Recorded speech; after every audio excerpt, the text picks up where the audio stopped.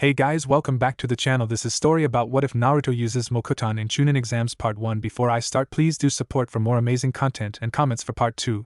Do consider to subscribe my channel and share my video to your friends and check out the description as well. Let's start the video. Hiruzen let out a shaking breath before the doctor. Could you please repeat that? Dr. Ishida gave him a sympathetic look. I'm sorry, Hokage-sama, but I'm afraid that Naruto-kun's lost his ability to see. The Sandaime clenched his fists, trying to contain his rage at the person responsible for the boy's blindness. The matron at the orphanage had gone too far. She poured some chemicals into his eyes and the other staff had held her down, and one of them brought Naruto to the hospital late at night to inform Ishida-sensei of what happened. The man had taken Naruto from the staff member of the orphanage and taken him to get his eyes taken care of. As for the woman, she was executed without mercy, and the other staff members didn't shed any tears or stuck up for her actions because they accepted the boy for who he was instead of abusing him. Hell, they even protected him from her when October 10th arrived, making the boy 5 years old this year. And now, the boy has lost his ability to see, and it was probably permanent. Is it permanent? I'm afraid so, yes. Ishida was barely able to contain his own rage. The boy was always coming here because of injuries given to him by the worthless villagers, in his opinion.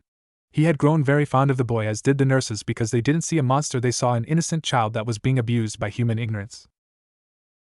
Before they could continue the conversation, the door opened, and in came the very same boy they were talking about.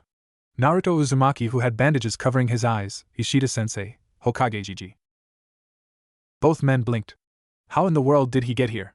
They were on the other side of the hospital. Did he walk here all by himself, or did he have help? Naruto, how did you get here?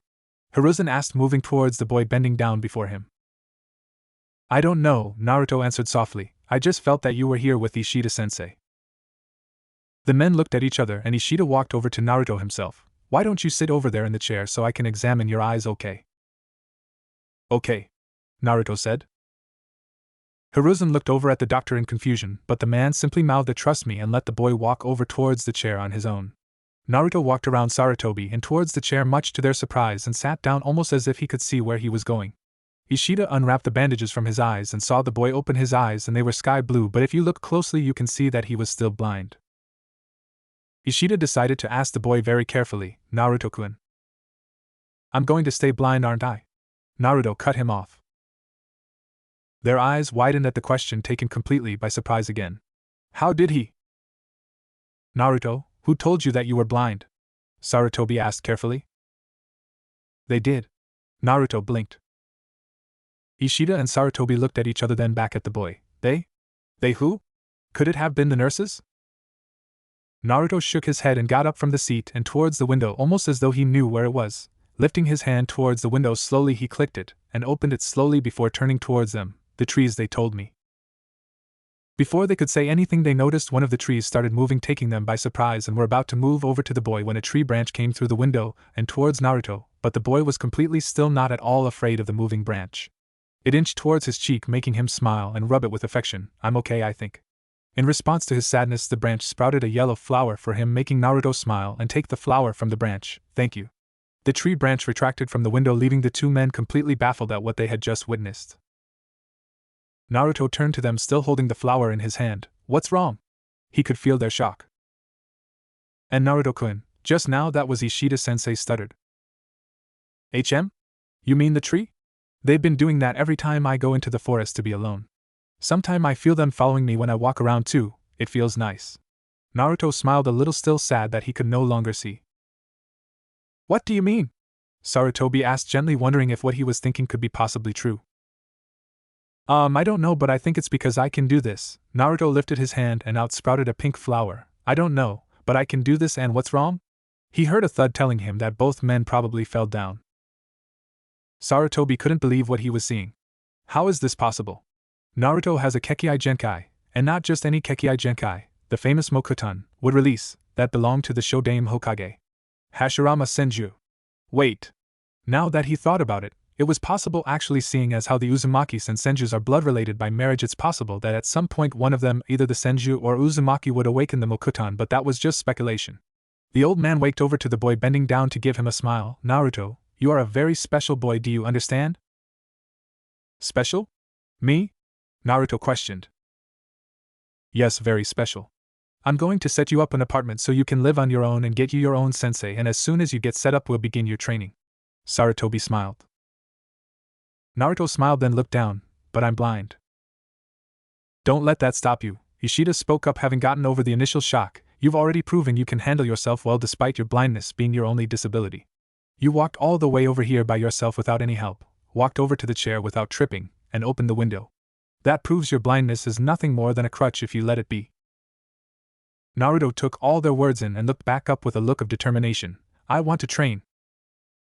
Sarutobi smiled. Excellent. Naruto settled into his new apartment. It was kind of strange that he was able to maneuver his way around the place despite being completely blind, but didn't comment on it, thinking that when people go blind they can still see, which is half true and half not. There was a knock on his door, making him walk towards it, having felt that the person on the other side wasn't a bad person and just like him. Someone who moves with the forest like him. Opening the door, he could feel the person staring at him with curiosity instead of hatred and malice, which he had unfortunately gotten used to.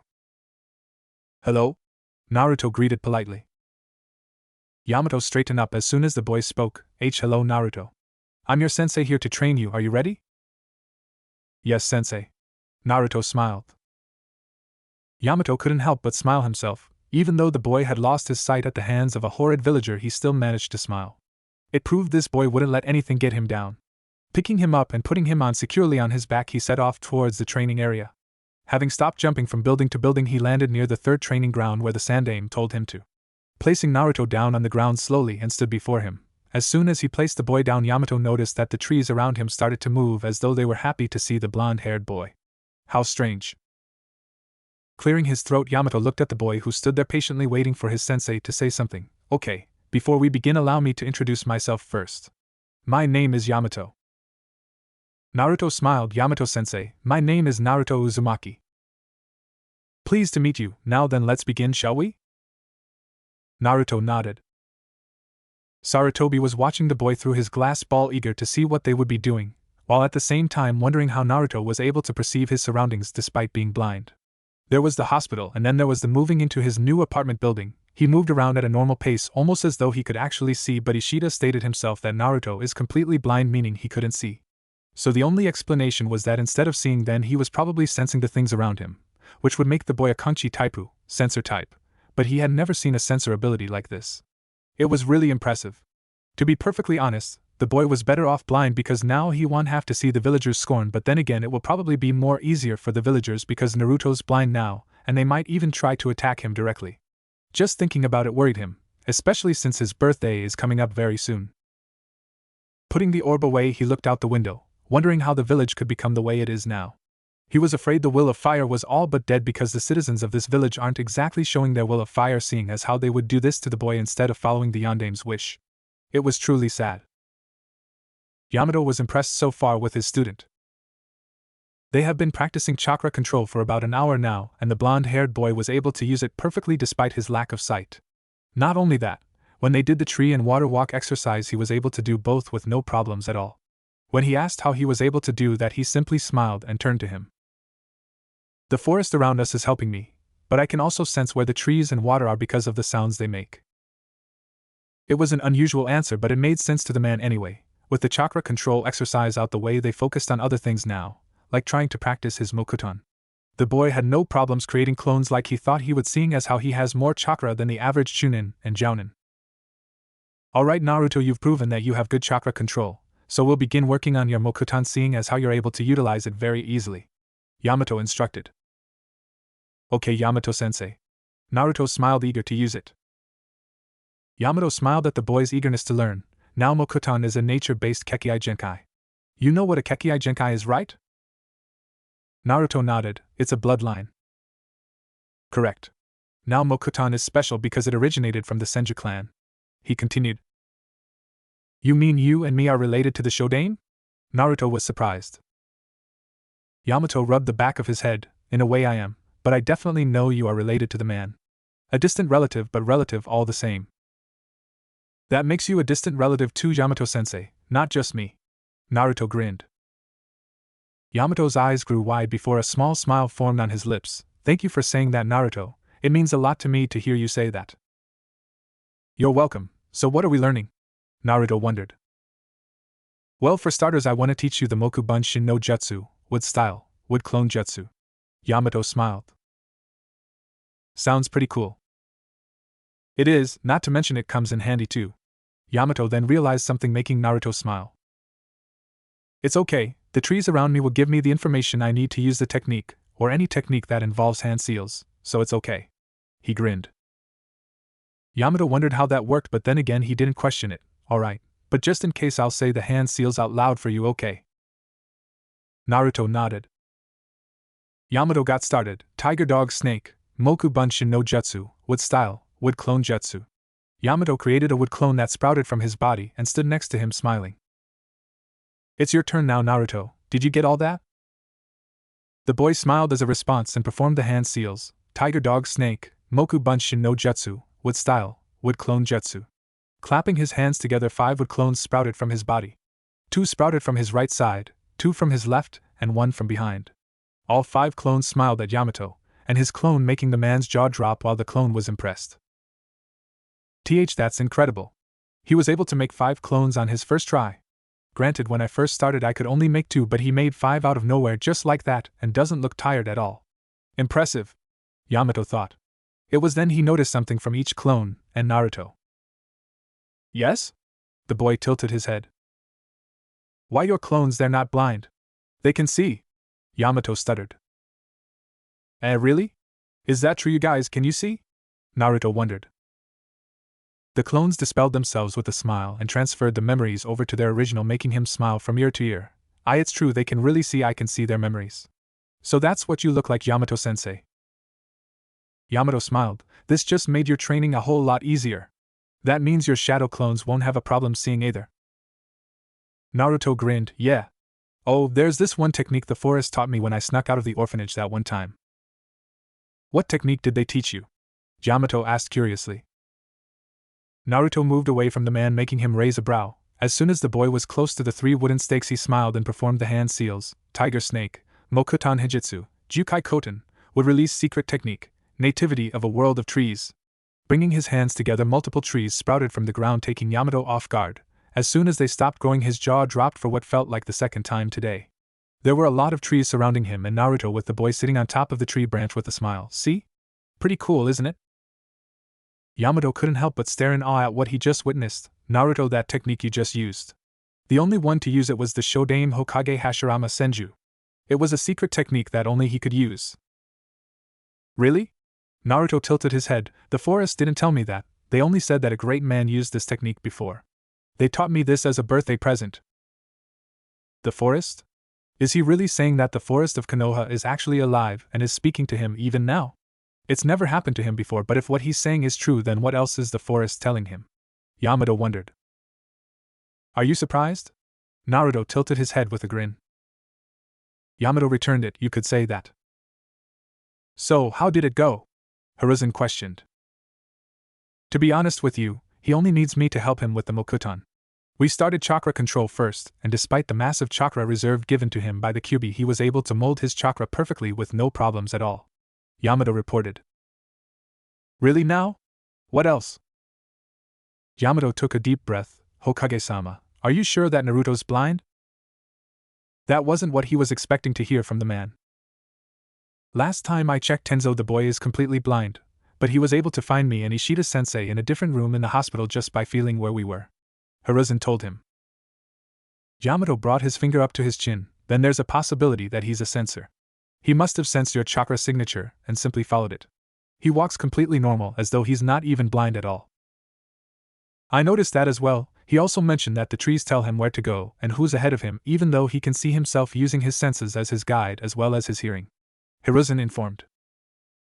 He said the same thing, Yamato said. He used one of the Shodaime's secret techniques all on his own, saying the forest taught him, and didn't even look tired.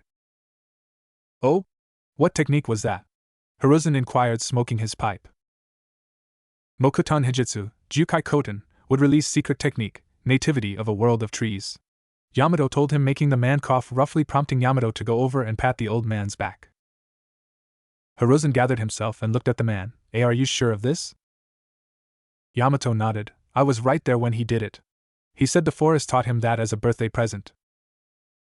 Hiruzen was in no question doubting that statement, seeing as how that the Shodan created the very same forest himself when he first established this village a long time ago. It's possible that his very will still lives on in the village itself, taking the form of the very forest around them. Also, he may be blind, but his clones certainly aren't, Yamato said. What? That took Hiruzen off guard. Yes, while the normal clone jutsu copies the blindness, the shadow clones, as well as the wood clones, don't show any signs of blindness at all. They can see, he said. I've never heard of such a thing happening with shadow clones before. Very interesting, the old man said. I agree. Where's the boy now? He's currently at Ichiraku's with my wood clone watching over him. I saw the hateful looks the villagers were giving him, but even worse so. Now that they know he's blind, some of them openly said horrible things to him, but he plainly ignored them and talked to me instead, almost as though they didn't exist. Yamato scowled. I see. Hiruzen frowned himself. Yamato then smiled. He's a strong boy. It seems that him being blind has allowed him to gain confidence. I see, that's good. Hiruzen smiled. Yamato still then smiled. My clone dropped Naruto off. He's okay now. Hiruzen sighed with relief. That's good news. Yamato couldn't agree more with the old man. When they were walking back, the same villagers tried to taunt him, but once again he blatantly ignored them and talked to his clone instead, telling him how much fun he had learning new Mokuton techniques. He also saw his clone give a side glance to the villager's face and saw they were red with anger and openly called him a demon brat, but once again Naruto ignored them. Yamato had to wonder though, did he know about the Kyuubi? Is that all? Hiruzen questioned. Yes, that's all I have to report, Hokage-sama. Yamato bowed. Very well, you may leave. Yes. And like that, Yamato was gone. Hiruzen couldn't help but wonder about Naruto though. How long had he been able to use Mokuton for? He'd never once thought about it until now. Naruto was in his room in his new apartment with an open window. The forest told him they'd be giving him a gift today. It was a scroll about Suiton, water release, techniques, and he couldn't be more excited. The forest told him that tomorrow they'd teach him how to utilize water techniques because they'd secretly did the chakra paper thing already, and he was told to keep it a secret, so he did. He was brought out of his thoughts when he saw a vine bring a scroll to him, making his eyes gleam and take it gratefully. Thank you. He smiled. Vine left, and he closed the window. Tomorrow will be fun. Naruto woke up early and had breakfast before heading out to the forest to train his new Suiton techniques. He jumped from the roof of buildings to get to the forest, not caring that it was dangerous, but he knew where to go anyway, so it doesn't matter. Having jumped off the last building, he headed off right into the forest, into one of the more secluded areas where no one will find him or bother him. Good morning, Naruto said to the forest. He heard the trees rustle, meaning they were saying good morning to him as well. Naruto decided to get right to business using the Shadow Clone Hand Seal, Kage Bunshin no Jutsu, Shadow Clone Jutsu. He created a shadow clone that smiled at him. Naruto handed the scroll over to the clone. I need you to read this and perform the hand seals. When you're down with that, dispel yourself and send me the information, okay? The clone took the scroll and nodded. You got it, boss. The clone went off further into the forest while Naruto decided to sit down lotus style and meditate so he could talk with his friend. Mindscape. Naruto had arrived in his inner mind so he could see his friend, the Kyuubi. Now, when he first found out he had the giant beast inside him, he was honestly fascinated with the creature and started talking to him, much to the beast's confusion, but they ended up talking for what felt like, or before the boy had to go, but he always came back to speak with him inside his mind because it's lonely by yourself. Already knowing where it is he needed to go, he found the giant beast looking bored. Kyuubi. Naruto called out, walking up to it, getting its attention. Humph, looks who's here. Haven't seen you in a while, got bored of me already? Kyuubi snickered. No way. You're always fun to talk to, a lot more than the villagers. They annoy me. Naruto huffed, crossing his arms. You and me both. Kyuubi then noticed something and leaned closer to the boy and saw the state his eyes were in. What the hell happened to your eyes? Naruto shook the back of his head. Well, you see, the scary lady at the orphanage poured some stuff in my eyes that really burned. When I woke up, I was told by the trees that I was permanently blind. Kyuubi was pissed. He already hated the village for sealing him, but to do this to his container was just despicable. He growled menacingly, wanting to kill the woman, but a hand was placed on his snout, making him look down at the boy who was smiling. It's okay, the mean lady was killed by Gigi. And besides, I don't need my eyes to feel the gentle breeze, hear the sounds of the rustling trees, or walk wherever I want. The trees do that for me, or I do it on my own, plus I can still fight even though I'm blind. I won't let this by crutch. I promise. Kyubi looked down at the boy with a newfound respect for the first time. His previous hosts, Mito and Kushina, earned his respect in some ways, but this boy, Naruto, was something else. You're something special, Kit. Kyubi smirked. Naruto grinned. Yep. Oh, I know how to make you a better landscape so you can be more comfortable. You wanna see? Kyubi raised a brow but gave into curiosity. Show me what you've got. Naruto grinned and brought his hands together, concentrating. Mokuton, Seishimori, would release, sacred forest. The surroundings started to change as trees began to sprout from the mindscape, erasing the water below them, and the walls overall changing the scene altogether. When it was done, the Kyubi realized he was no longer in the cage and instead inside a giant shrine with fox symbols painted all over the walls. Looking outside, he saw that it was actually sunny out, and there were giant trees everywhere as though protecting the fox. What? Kyubi stared. Naruto yawned sleepy from using the jutsu. Do you like it? I made it myself, but it was really hard. Kyubi may not have liked the Mokuton, but the kid uses it so well and efficiently that it was simply amazing. I'll admit, this is much better than your previous mindscape. It is. Naruto smiled. Kyubi stared at the boy for a long time, then smirked. For making your mindscape less insufferable, I'll tell you my true name. Naruto smiled, eager to hear it. My true name is. Naruto opened his eyes with a smile on his face. Kurama, he felt his clone's memories come to him in waves, making him smile. He stood up and tried out the first jutsu, Mizu Bunshin no Jutsu, Water Clone Jutsu. A clone made of water materialized next to Naruto, making him smile from ear to ear. Looks like it worked. The feedback you get from the shadow clones is amazing. Naruto smiled, then dispelled the clone. Okay, now let's try something else. Elsewhere. Some villagers saw Naruto enter the forest, and made their way over there to kill him once and for all. There were a total of 10 villagers that were walking through the forest unaware that the trees started moving on their own. They took no notice and made their way through the forest wanting to kill the demon. Since the boy's blind, they believed that killing him will be easy since he couldn't see. But they made a great error. While it's true he couldn't see them, he could sense them. Naruto was too busy trying to practice a large jutsu to take notice of the villagers sneaking up on him from behind. There it is. A male villager glared. Well, what are we waiting for? Let's kill it already. I couldn't agree more. They moved from their spot with their weapons in hand, slowly coming up from behind him, unaware of what the boy was doing, and that proved to be their downfall. Naruto closed his eyes. The clone was able to do the jutsu, but it only came out small when it tried it. So let's try it again then. I just wish it didn't have so much hand signs, but oh well. He performed the seals: ox, monkey, hare, rat, boar, bird, ox, horse, bird, rat, tiger, dog, tiger, snake, ox, ram, snake, boar, ram, rat, monkey, bird, dragon, bird, ox, horse, ram, tiger, snake, rat, monkey, hare, boar, dragon, ram, rat, ox, monkey, bird, yan, water, rat, boar, bird, Suiton, Suryudan no Jutsu, water style, water dragon jutsu. A giant water dragon sprung up from the ground and roared its mighty head, making the villagers stop cold turkey. What? What is that? The water dragon glared down at the villagers before shooting towards them, engulfing them, and sending the fools far away from the boy and into the dark parts of the forest. Naruto opened his eyes to see water on the ground and smile. Alright, it worked. He then looked around. I thought I heard voices earlier. Did I imagine it? The water dragon brought the villagers gathered here to kill Naruto to the dark place of the forest, where it left them on their own before vanishing. Before the stupid men could do anything, one of them screamed and disappeared, making the others frightened. Looking around, they saw no one, but that didn't mean they were being watched. Before they knew, 2 more of them disappeared, then another guy, making them scared, and this should be. You never mess with the forest of Konoha. Naruto simply practiced, unaware of the begging carnage of the foolish male villagers that tried to kill him just not too long ago. Okay, let's try the other one, then I'll go and get lunch before coming back to get right back to it again. He preformed another hand sign: tiger, snake, rat, snake, tiger, Suiton, Suijin Hiki, water style, water wall. Taking a deep breath, he sprouted some water out of his mouth and formed a wall around him before cutting the jutsu off. Okay, I got them memorized to memory now. His stomach grumbled. Now I'm hungry. I'll head over to Ichiraka then.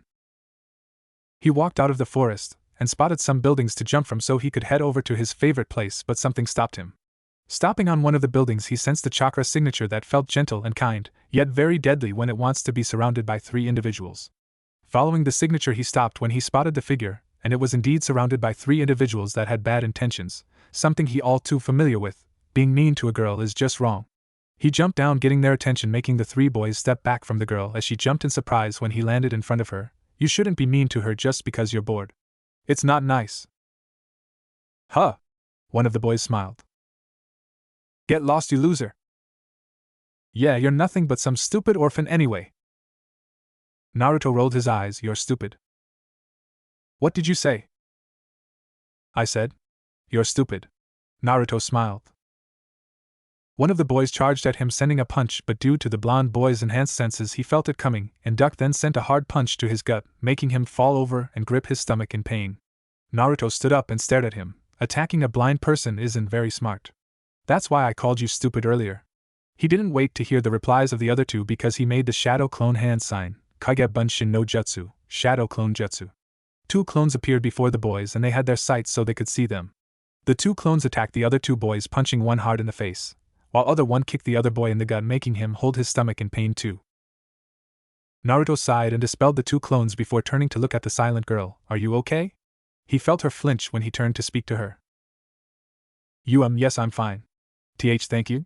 She bowed. Good. I don't like it when people bully others, it's not right. Naruto crossed his arms. I am Hinata Hyuga. What's your name? Hinata asked politely. Naruto Uzumaki. He smiled. Somehow Hinata felt herself smiling as well. Is it true that you're blind? Naruto nodded. Yeah, I'm blind, but I can still see where I'm going by listening and sensing. Listening and sensing? Hinata tilted her head in confusion. He nodded. I can hear the birds chirping clearly, I can hear people walking around, and I can sense where they are too. But for special people I can see and sense the blue aura around them, but Sensei corrected me and told me that it wasn't aura but chakra. I sensed yours, so that's why I came here. It's kind and gentle yet strong. Hinata blushed when he complimented her like that. No one else had ever complimented her, not even her father. Thank you, Naruto-kun. You're welcome, Hinata-chan. By the way, what color are your eyes? I bet they're really pretty. He smiled. She blushed even more when he complimented her eyes. Some people say it's lavender. Naruto blinked, then smiled. I can see it. Oh wait, actually I can't, but I think I know that your eyes are the most prettiest eyes in the whole village. If possible, she was redder now than she was ever before. It was official, she already had a crush on the boy. Naruto's stomach grumbled again. That's right, I'm still hungry. I'll see you around then, Hinata-chan. He jumped up on the side of the building before jumping from rooftop to rooftop, heading towards Ichiraka, leaving a blushing and smiling Hinata behind him. Yep. She already liked the boy. Naruto yawned as he headed towards his apartment after having a good meal at Ichiraka's again. As soon as he was done with lunch, he went back to the forest to train some more and was utterly exhausted, so he was trekking back to get some sleep. It was already nighttime anyway, so there was no point in staying any longer, even though he wasn't afraid to walk through the forest at night like some people. He was on his way home when he sensed Hinata's chakra running fast, but so fast that he couldn't keep up himself. Sensing where she was heading, he followed after the signature and saw a suspicious individual carrying Hinata below his arm, making him mad. Mokuton, Shinobi Geshi, would release, bamboo spikes. Thrusting his arm forward, bamboo spikes formed and slammed in the back of the kidnapper, making him cry out in pain and fall to the ground while dropping Hinata in the process, but Naruto was able to get to her in time before she could fall to the ground. Hinata opened her eyes finally and saw that Naruto was staring at her full of worry. You okay, Hinata-chan? She blushed. And Naruto-kun? Where am I? He set her down. You were being taken away by that bad guy. He turned and saw the guy was getting back up and glared. Hinata-chan, get back. But. She was about to protest. It's fine, I got this. He smiled. The man stood up slowly and charged at the boy, but Naruto wasn't worried. He quickly made the snake hand sign, Mokuton, Mokusatsu Shirbari no Jutsu, wood style, silent strangle jutsu. Tree wood sprouted from the ground and went towards the kidnapper, and the man found himself bound, unable to move. What? Hinata was amazed. Amazing. Naruto stared at the man, not at all happy. He tried to kidnap his friend. I don't know who you are, but you tried to kidnap Hinata-chan, so that means you're a bad person. He narrowed his eyes at the still bound man. I learned this move from the forest and haven't had time to use it yet, but I'll use it now. He formed the snake hand sign, Mokuton, Kajikai Korin, would release, advent of a world of flowering trees. Trees started growing from the surface where they were, making the man stop struggling to see what was happening. As the forest around them was being created, flowers began to bloom and release pollen, making the man's eyes feel heavy, and he soon drifted into unconsciousness. Naruto sighed and released him when the man passed out. Naruto-kun, that was amazing. How did you do that? Hinata asked in awe. Before the blonde could tell her, he passed out himself due to exhaustion. Naruto-kun. She went over to him trying to wake him up but stopped when she realized he was only sleeping and smiled. Thank you. No longer after she said that her father appeared as well as the Hyuga guards, she wondered how long they had been here, or maybe they just got here. No, something told her that they were here the whole time and saw what Naruto did to save her. Was that a good thing? Or a bad thing? Naruto opened his eyes slowly, sitting up from the futon he was laying on, and yawned while stretching. Looking around, he saw he was surrounded by fancy-looking walls. Even his clothes were fancy because he was wearing an elegant hakama. He tried to remember just what did he do to get himself in this predicament, then remembered. He saved Hinata from a kidnapper, then he knocked him out, then he passed out himself. He was really tired. The sliding door opened, alerting him. Uzumaki-sama, Hayashi-sama requests your presence in his office. It was a member of the Hyuga branch house, he could tell. Naruto found himself nodding. Okay. He got up from the futon, and neatly making the blanket before following after the branch member that was taking him to meet Hayashi. He heard about the man before from Gigi. He said that the man was really SDSD stoic, that's the word, so he had to behave himself just like Yamato-sensei said. Manners are always important. He stopped walking when the bodyguard did.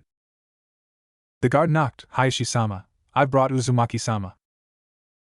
Send him in. A voice on the other side ordered. The guard opened the door, allowing Naruto to walk inside, and stared at the tall man before him. Naruto bowed his head in respect, and Hayashi did the same to the boy as he watched him sit before him in his office. Naruto, first allow me to thank you for saving my daughter last night. Hayashi actually smiled. Naruto bowed his head a little. It's fine. I'm just glad Hinata-chan is alright. As am I. You did a very brave thing yesterday, but it was also dangerous. You passed out right after that man did. He frowned. Naruto smiled nervously. Well, actually, I've been practicing Suiton all day yesterday while training and felt really exhausted, so I was on my way home to get some sleep.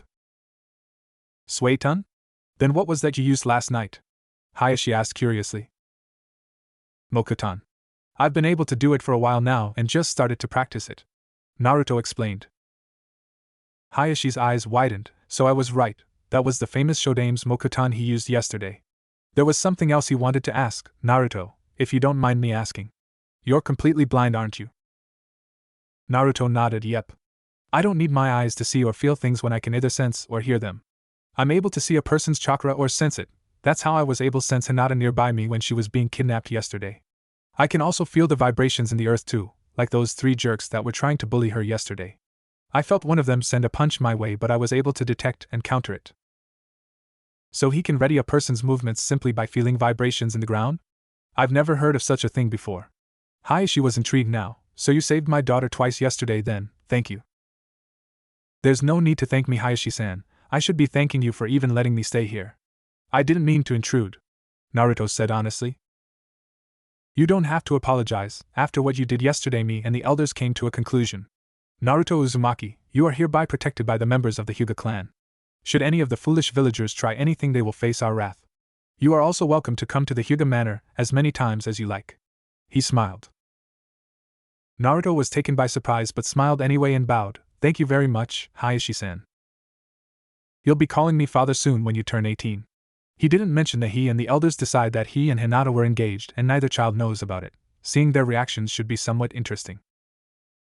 Hiruzen sighed when he put a piece of paper down from the rakeage demanding the head of Hayashi Hyuga as compensation for the death of their ambassador. Even thought the man had confessed that it was the rakeage himself who sent him here in the first place to steal the Byakugan's secret through Hinata.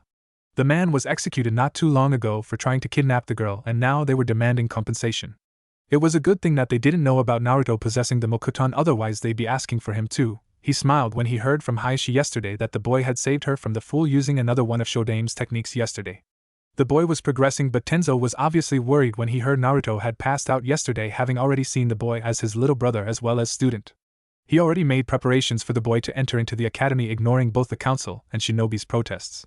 He is the Hokage, and he made the decisions, not them. And he won't be alone because Hinata will be by his side the whole time. Going to the academy. Konohamaru and the Genin test for Team 7 starts in the next chapter. And I'm going to explain why Naruto's shadow clones can see and not him. While the normal clone jutsu can portray the blindness, shadow clones are sentient, and true they are carbon copies, but Naruto's shadow clones have always been special.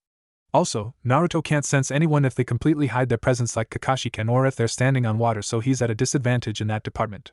And I apologize if I made Naruto's character overpowered, that was not my intention, but I ended up doing it anyway with water dragon technique and apologize for that. I got a little too excited making the chapters and gone a little overboard. Since Naruto's a preteen, he can use the techniques without getting tired all that much since he has extra chakra reserves thanks to Kurama. And speaking of Kurama, he does still hate humanity with a passion, especially Madara Uchiha, but respects Naruto a little because of how they met, and I will explain that in a flashback, as well as how Naruto can get around while blind. Hinata and Naruto walked hand in hand to the academy with one of the Hyuga bodyguards, following right behind them, eyeing the villagers carefully. Hinata could see the villagers give Naruto hateful glares and calling him names, but he ignored them in favor, squeezing Hinata's hand and walking ahead of him. He really needed to concentrate on the route to the academy, and had to focus, so he had no time to listen to the villagers' nonsense. Speaking of which, he heard that 10 villagers disappeared and no one's seen them since. The ANBU had been searching for them but found nothing so far. Naruto wondered what could have happened to them. Oh well, it was probably none of his business. Hinata squeezed his hand back with a smile, happy her father said she could still see Naruto. She had decided yesterday that she had fallen in love with him the first time she met him. She didn't care he was blind at all, he was strong, kind, and brave. The building to the academy came into view and Hinata saw other children were gathered around. She turned towards the guard. "Thank you for escorting us here. You can leave now if you want." The guard bowed. "Be careful on your eye home from school, Hinata-sama, Uzumaki-sama." He walked away from the kids at the gate, while they walked near the other children. Hinata saw some of them move away as soon as they saw Naruto, making her frown. "It doesn't bother me, you know." "Eh? It doesn't bother me at all. I've stopped caring about what people think of me a long time ago, Hinata-chan. So it's okay." He smiled. "Why don't we just go inside?" Hinata smiled and nodded, and they continued to walk inside the building, ignoring the looks the kids were giving them, and walked inside the classroom, agreeing to sit in the back near the window waiting for the others to arrive. She would protect him from their cruel words just like he protected her. The classroom started to fill in and the students were taking their seats. A few interesting individuals looked over at Naruto and Hinata, and that was Shikamaru Nara and Choji Akimichi. Shikamaru was told by his dad that Naruto was blind but walked around the village as though he could still see, confusing the boy. "Is it a blind thing?" The door opened and Iruka walked in the classroom, making the class quiet down. "All right, class, settle down. Welcome to the academy. Today you will learn to be ninja and go out into the real world." "Hi, sensei," the class said in unison. Iruka eyes Naruto, hearing from Sandaime that the boy became blind by the matron of the orphanage, and she was executed as a result. Deep down he felt the woman deserved it for doing that to such a small innocent child. He may have at some point and time felt the same way, but he realized how stupid he was to believe something like that and not see the real him. He was no different from the villagers because of his thinking, but thankfully he saw just how much he would have turned into the villagers thinking of such things if he didn't get his act together. He decided to help the boy by helping him through his education. Hinata and Naruto were outside sitting under a giant tree. She watched as some of the kids stayed away from them, and she guessed it was probably because their parents told them not to get close to Naruto. But some of them snickered at him, mocking him because he's blind, making her activate her Byakugan at them, shutting them up permanently. Naruto sensed her emotions and poked her forehead, making her look at him. "I told you it's fine." But. He smiled. "I don't need to prove anything to anyone. I am who I am, and that is Naruto Uzumaki." She smiled and grabbed his hand. "You are and always will be to me, Naruto-kun." "Of course, and besides, going to the academy won't be so hard for me anyway," he told her. "Why?"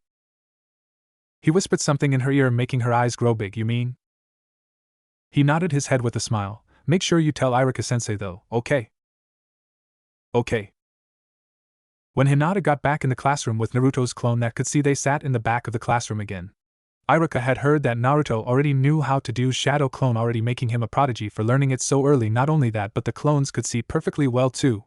He wondered if the Sandaime knew about this and sent him to the academy. But the real question was, where was the real Naruto hiding? Naruto was currently taking a nap on top of a tree branch with his hands behind his head without a care in the world. The beauty of shadow clones were just wonderful. And as an added bonus, no one was bothering him, so he could sleep all he wants, and when the lessons were over he could just have the clone dispel and send him the feedback like always. He frowned though when he sensed two people approaching him. One felt like shadows were following him, while the other felt like a human tank. "How strange, did you need something from me?" he asked without opening his eyes. Shikamaru stopped in his tracks and stared up at the blonde, as did Choji. Are you sure you're blind? Last time I checked, yes. I repeat, do you need something? He repeated.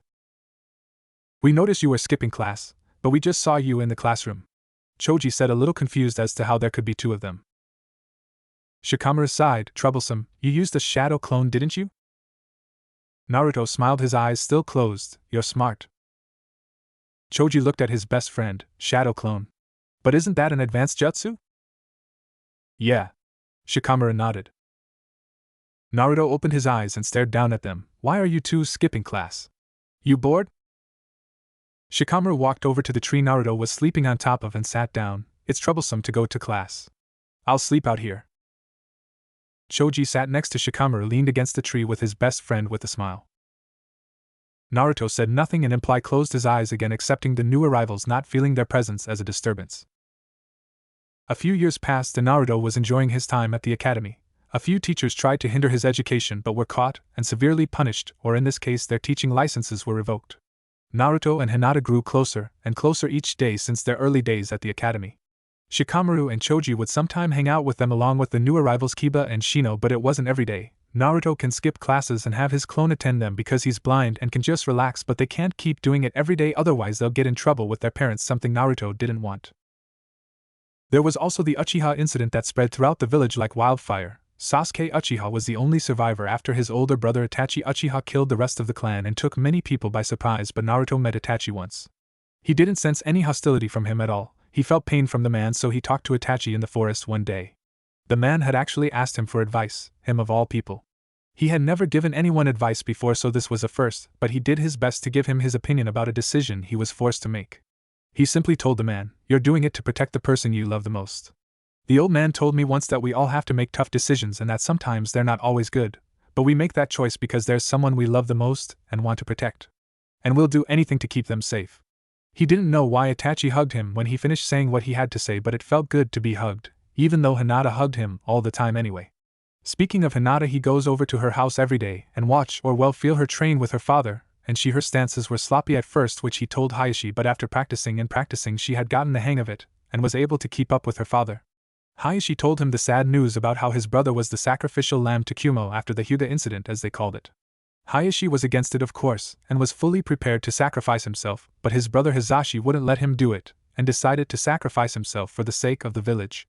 The man showed such a sad expression because he couldn't save his brother. It made Naruto feel sad for the man, as well as Hinata and Niji, her cousin, who she calls Niji and Ai-san. He met her little sister Hanabi too, and the girl was adorable as a baby, but now she tries to attack Naruto all the time, seeing as how he would always sense her coming or block her attacks whenever she sees him, but he always got her in the end, making him laugh.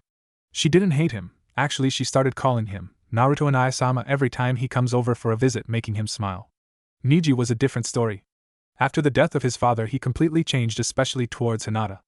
Naruto could sense the emotions coming off from him in droves. The negative emotions he felt were intense. The emotion of hatred. He knows because he would feel it from the villagers every single day of his life, but he ignores it just like some ignore him. Well, that's not exactly true. The foreign businesses and merchants loved his company, and their faces were light up with a smile every time they saw him walk in and either buy things or give them things from the forest like flowers, plants, and herbs. The other stores in the village tried to say malicious things about him, especially taunt him because he's blind, and that made the foreign business owners and merchants give them a nasty glare and tell them how truly disgusting they truly are, and that this is the real face of the famous Konohagakure, making the malicious villagers feel the reality of what they just said. And the things Naruto was giving the merchants and foreign shop owners were rare plants and herbs that can cure diseases if used correctly like he told them, and since they were really rare they sold for a high price too.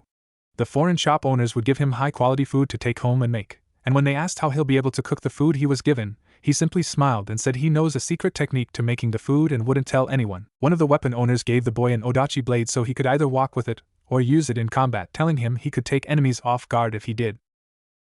Naruto didn't put the blade to waste and would practice with it every day, as well as practice his taijutsu with his shadow clones. He realized he could read his opponent's movements simply by sensing them thanks to his enhanced senses. Hearing and practicing with shadow clones was really helpful.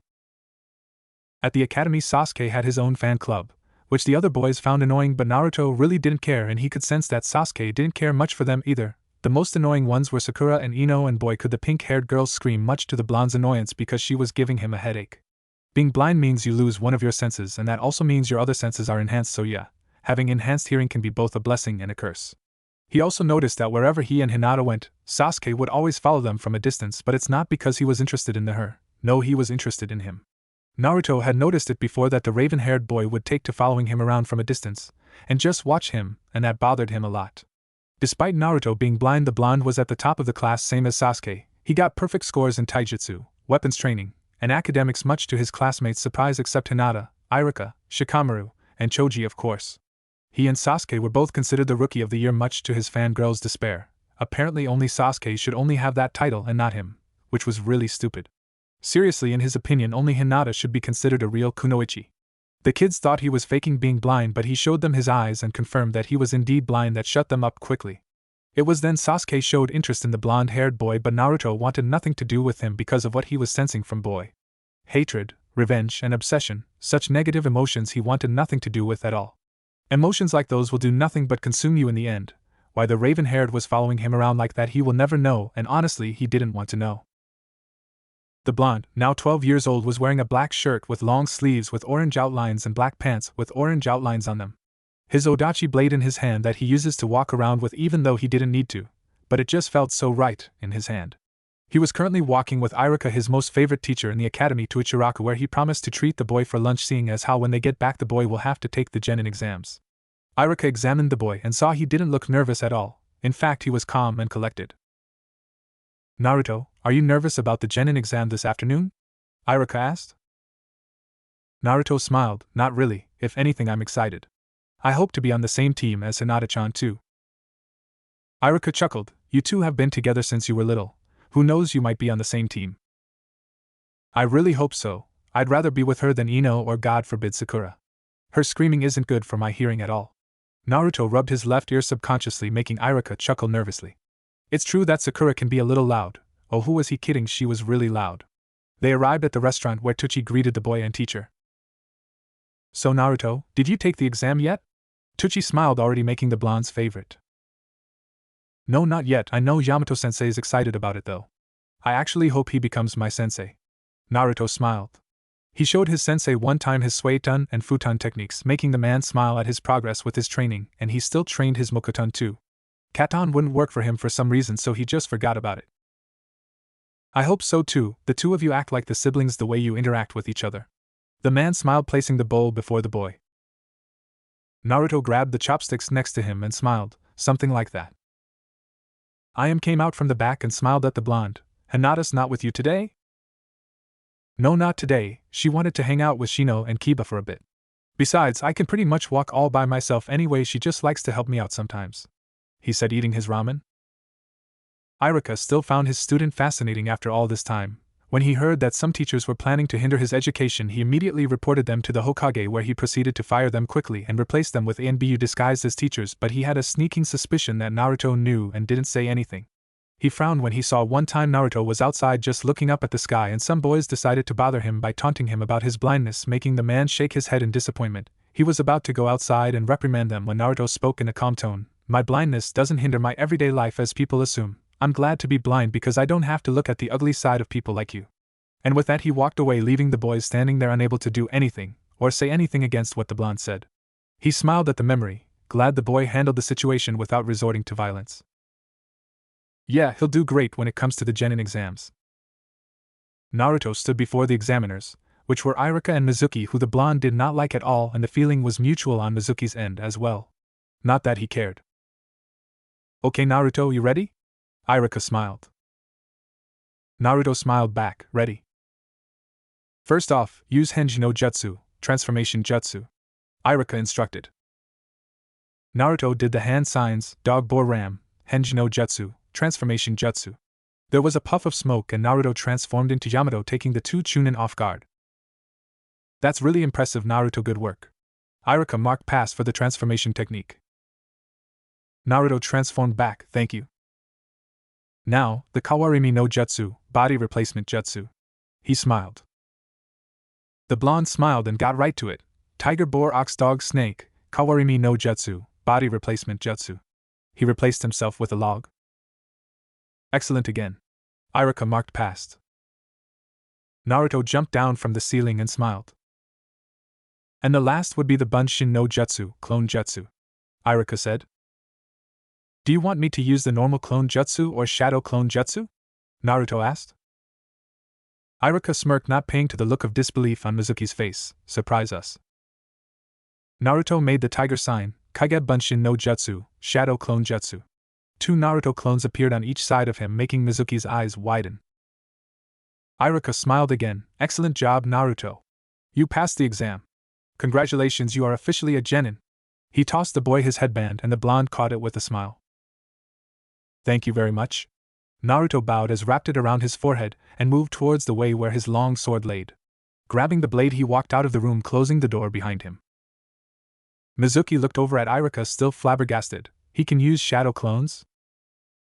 He's been able to do it since he was 5 years old. Iruka smiled. But that's a B-rank technique.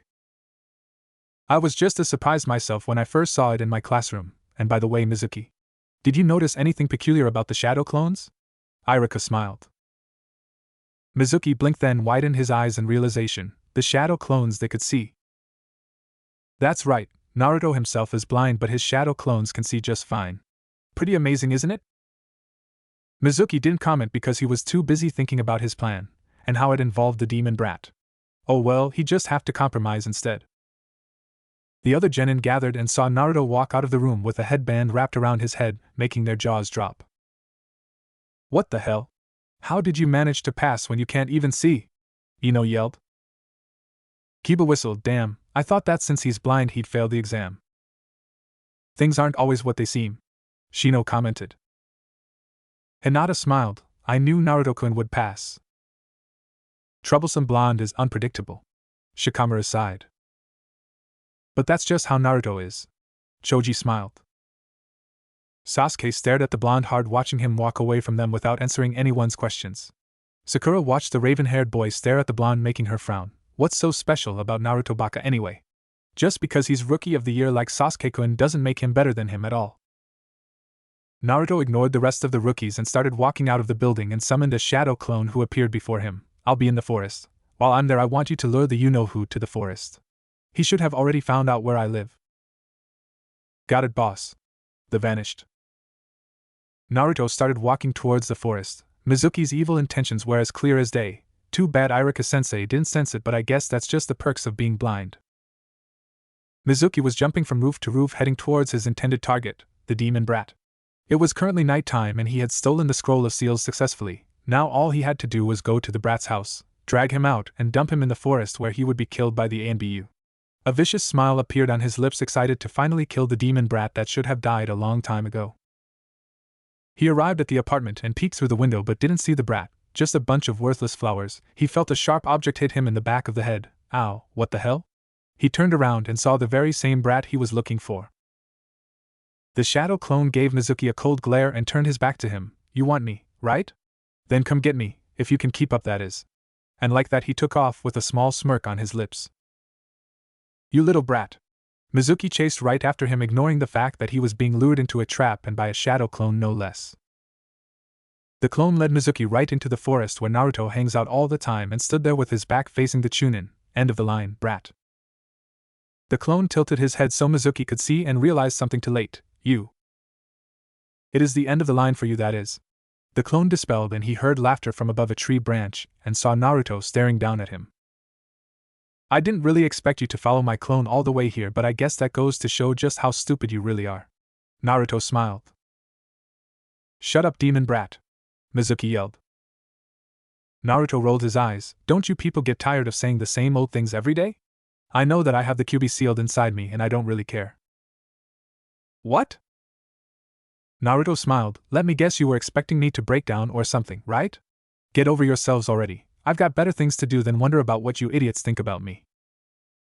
Mizuki felt the scroll on his back be yanked off forcefully, sending him to the ground. Looking behind him, he didn't see anyone. When he turned back, he saw Naruto was gone and looked around nervously, taking out the giant shuriken off his back. Where the hell are you? He heard laughter, making his blood run cold.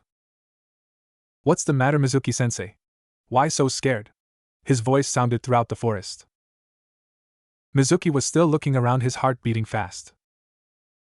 That's a fast heartbeat I hear, Mizuki-sensei. The man stopped moving, sweat pouring down his face. How? Didn't you know? I have very good hearing, and I can hear your heartbeat pretty well. It's beating really fast. You're scared, aren't you? Like hell I am. Your heartbeat says otherwise. You really shouldn't lie, Mizuki-sensei. Because you're not very good at it. Shut up. He bumped into a tree trying to find the blonde. All of a sudden a vine slapped the man across the face, sending him flying across the forest, and making him drop his weapon. Lifting his head up from the ground and touching his cheek, and looked up and saw the blonde smiling at him. Naruto made the clone sign, Taju Mokuton Bunshin no Jutsu, wood style, multi-wood clone jutsu. Multiple wood clones sprouted from the trees all around them, making Mizuki sit up and crawl away from the boy. He didn't get far because more clones appeared, blocking off any exits. The man slowly looked back over to the blonde. Why you? How this is impossible. Naruto crossed his arms. Do you know why this forest is so special? It's because that the Shodaime created all of the trees here in Konoha, including this forest. It also has a name. It's called the Living Forest. The wood clones attacked the man. Ayahawa! Mizuki screamed. Naruto sighed and dispelled the wood clone, staring at the passed out and beaten up Mizuki. I think I took it too far. I actually made him scream. Naruto! Irika appeared along with 5A and BU. Are you okay? What was that scream? It came from him. Naruto motioned over to the passed out and beaten up Mizuki, impressing Irika. You took him down all by yourself? Irika looked at the boy. Naruto nodded. I may have used a little psychological warfare on him first before I took him down, but I think I went a little overboard. The boy saw one of the ANBU kick Mizuki in the head and sweat dropped. Should the ANBU really be doing that? Naruto Uzumaki, where is the scroll of seals? The cat ANBU asked. She got her answer when a tree branch lowered itself before her and handed the scroll over to her. Taking the scroll, she bowed and the branch went back to the normal. Naruto simply smiled. I get the feeling the old man would want to see me after everything that's happened tonight. Irika sighed with a smile. Yes, he will, but I'm just glad you're alright. Naruto smiled at the man, appreciating the concern very much. Now he could only wondered how Yamato would react when he heard about what happened. He shuddered, remembering Yamato's scary face. He'd really hate to be Mizuki right now. Hokage office. Hiruzen smiled at his surrogate grandson, Naruto. On behalf of Konoha, allow me to thank you for stopping the traitor Mizuki and returning the scroll of seals in the process. There's no need to thank me. I sensed Mizuki was up to something bad and figured he'd try to get me involved in it somehow, so I figured I'd deal with him now so I can get some sleep. It might be a day off tomorrow, but I'm still sleepy. He pouted, making the two men laugh. Hiruzen smiled. Naruto, I was planning on giving this scroll to you on your 18th birthday, but Mizuki ruined that, so I'm giving it to you now. What? Naruto and Irika exclaimed. Hold on, Hokage-sama. I know that Naruto is responsible and all, but he may not be able to handle the scroll of seals. Irika protested. Irika-sensei's right. I'm a genin and probably couldn't understand it even if I tried. Naruto agreed. The old man sighed. That's where you're wrong, for you see, this scroll may have belonged to Hashirama Senju, but the first creator and owner of the scroll belonged to the Uzukage of the once prosperous village Uzushiogakure. Ashina Uzumaki of the Uzumaki clan. Naruto's eyes widened. See, clan? I have a clan? Irika was just as surprised. He had never heard of the Uzumaki clan before. Yes, in fact, Hashirama's wife was an Uzumaki. Her name was Mito Uzumaki, a high censor, and the first container of the Kyuubi. Naruto finished. Both men turned to look at him. You know? I've known since I was 5 years old when I first met the fox. He was really grumpy when we first met. Naruto remembered. He heard Kurama snort inside his head in amusement. Why you talk to it? Irika was concerned. Yes, and before you ask, no, he didn't try to hurt or kill me. He just wanted to talk because he was bored. We would talk all the time in the orphanage, and he would tell me stories about a man he hated more than anything in the world. Naruto frowned. Who is this man? Hiruzen wondered curiously. Madara Uchiha. Hiruzen's eyes widened. Madara Uchiha? Why does the Kyuubi hate Madara? Irika asked. Because he controlled him and used him against Hashirama Ajisen. Naruto explained. What? The Sharingan can control the Kyuubi? Irika gasped. Naruto nodded. Hiruzen sighed.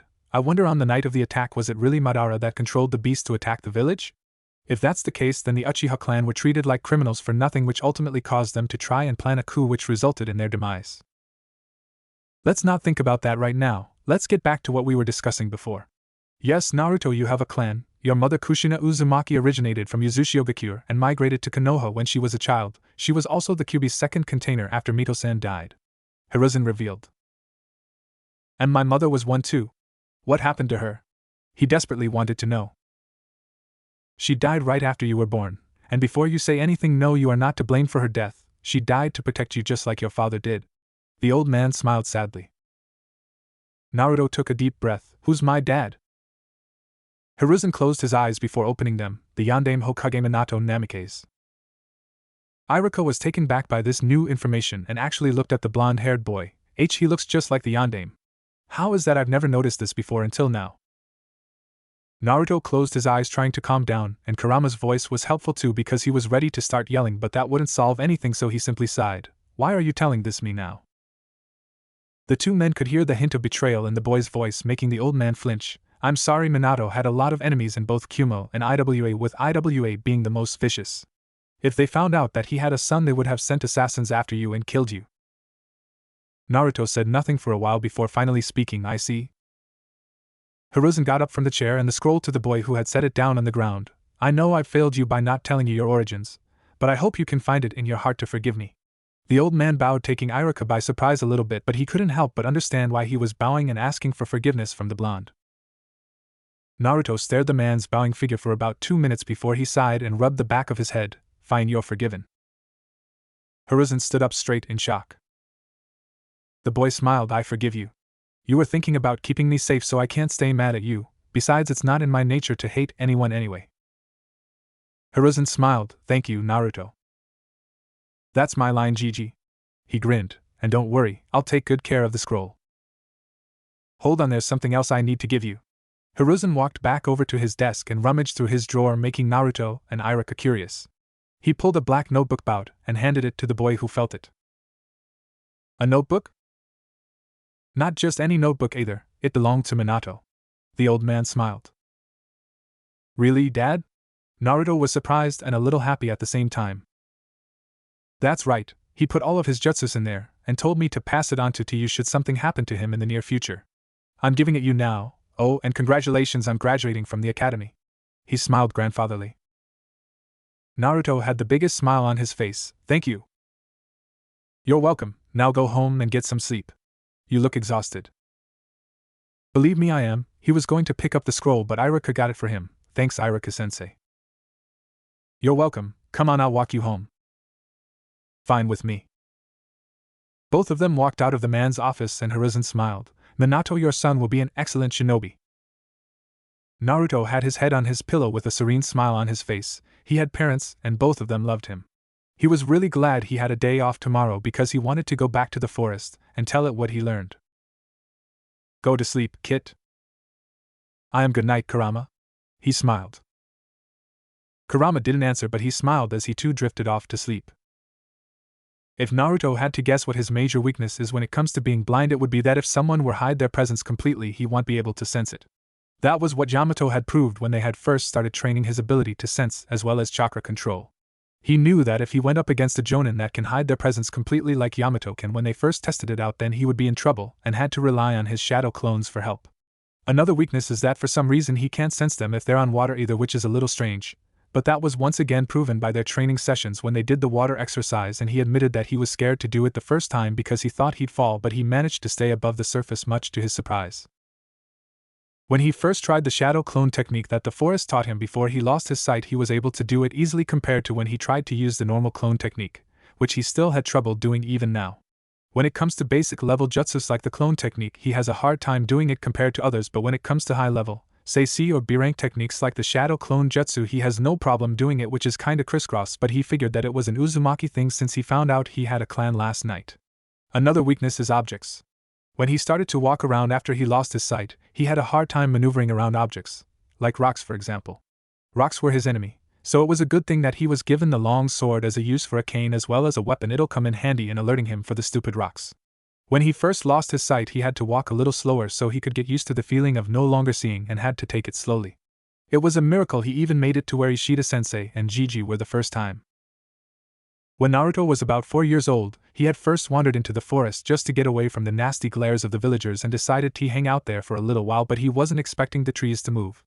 The first time he saw that, he freaked out and thought he was going to be killed. The forest wasn't trying to harm him, just say hello, which, thinking back about it now, made him laugh a little, but then again he wasn't expecting the forest to even be alive, but oh well. Since Naruto had a day off today, he decided to train some more with his sword, seeing as how he's still a novice at swordplay, and thought that getting some more practice in would be good. He may be okay with wielding a sword, but that didn't make him a master of it. No, he wanted to train with it, especially since the nice weapon owner gave to him as a thank you gift. Currently Naruto was in the Hokage's office, having walked directly there from his apartment with his long sword in hand. It felt really good to walk around with it, plus it's helpful. He noticed that the villagers weren't whispering things about him to his face like they used to, probably because he kept ignoring them since he was a kid, but he could still feel some of their glares while the others simply ignored his presence. Guess it goes both ways then. He ignores them and they ignore him, but they do it out of malice, he does it out of boredom. Anyway, he had gotten his picture for his new ID and was now currently in the Hokage's office so he could see the picture. Hiruzen smiled. This looks like a good picture, Naruto. Thanks, Gigi. Naruto smiled. So what do you have planned for today? I was going to go to the forest to train some more. I need to work more on practicing some kenjutsu with my sword. I'm a complete novice when it comes to sword play, so I need to train, he said. Well, learning how to use weapons would be good for you. I know that one of Guy's genin is also practicing some weapon skills. It's always good to keep training what you already know before you start something new. That reminds me, Naruto, I meant to ask you what your affinity is. Hiruzen inquired. It's futon actually, but I can use suiton too. But katon I'm not really good at controlling. Every time I try I feel as though I'm being rejected, so I left it alone. Naruto smiled. So suiton is sub-affinity then? Basically, I'm surprised you used it well at all. I even went so far as to use the water dragon jutsu, but that's because of the help from my shadow clones. The blonde remembered. You managed to do it on your first try. Impressive. Yeah, but it was then I realized it was just pure dumb luck, because when I tried it again I couldn't maintain it for long, and it soaked me.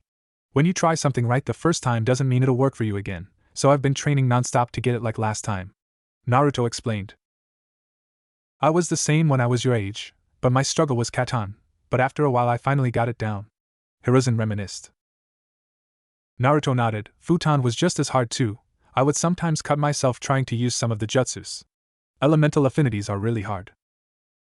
They are, but there are some jounin out there with more than one, and have mastered them since they were genin. Hiruzen thought of Kakashi, who has a lightning affinity, but with the Sharingan he copies other affinities as well via jutsus. What about Doton? Naruto shrugged. I don't really care for it, so I didn't try to use it.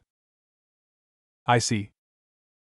Besides, I have Mokuton, Suiton, and Futon. I don't think I need another affinity anyway. If that's what you want, my boy. Naruto was about to say something else when his ears picked up something. Someone was coming and approaching quickly, meaning they must be running down the halls and heading right here. I think you have a visitor. Before the old man could respond to that, the door opened, revealing a young boy with brown spiky hair, a blue scarf wrapped around his neck, wearing a yellow shirt, and gray shorts. Prepare to be defeated, old man, the boy declared, running towards him with shuriken in hand, only to trip on his own scarf, falling right on his face. Hiruzen sighed tiredly. This is like what the 10th time his grandson tried to attack him. Naruto turned to the old man. I'm gonna go out on a limb here and guess you know this kid? Yes, this is Konohamaru, my grandson. The old man gave his grandson a deadpan look at his fallen form. Honorable grandson. Another voice sounded and came in the room. Looks like Ebisu arrived here too, the old man thought. Ebisu saw Naruto and glared in the blonde's direction. There's no point in glaring at me, so I'd appreciate it if you'd just stop. The blonde sighed. Wah dash. And before you ask, yes, I'm blind. Seriously, how many times do I have to this? Naruto was getting sick and tired of it.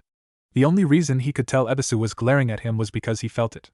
Konohamaru picked himself off the ground and rubbed his nose. He looked around the room before he spotted the blonde and pointed at him. Hey you! How dare you trip me?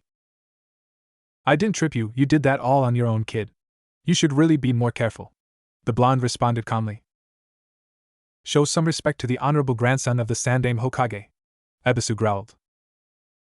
Respect is something you earn, not own rights to, Naruto stated, making the man look like an idiot. Anyway, I should get going, Hokage-sama. He walked right by the stunned kid and speechless special jounin, walking out the room, closing the door behind him. Hiruzen smirked seeing the man's speechless face, not like he didn't deserve it, mind you. But it was still hilarious. Naruto walked away from the tower and headed right towards the living forest of Konoha. He was still surprised not that many people know that it's alive, but then again the only reason he found out was because he wandered there as a child and enjoyed his stay. Maybe it was the will of the forest to not let anyone besides those it finds worthy to enter and know it's alive, but that was just a guess. He walked through some fences when he sensed he was being followed by an all too familiar presence, making him stop walking. "Can I help you with something, Konohamaru?"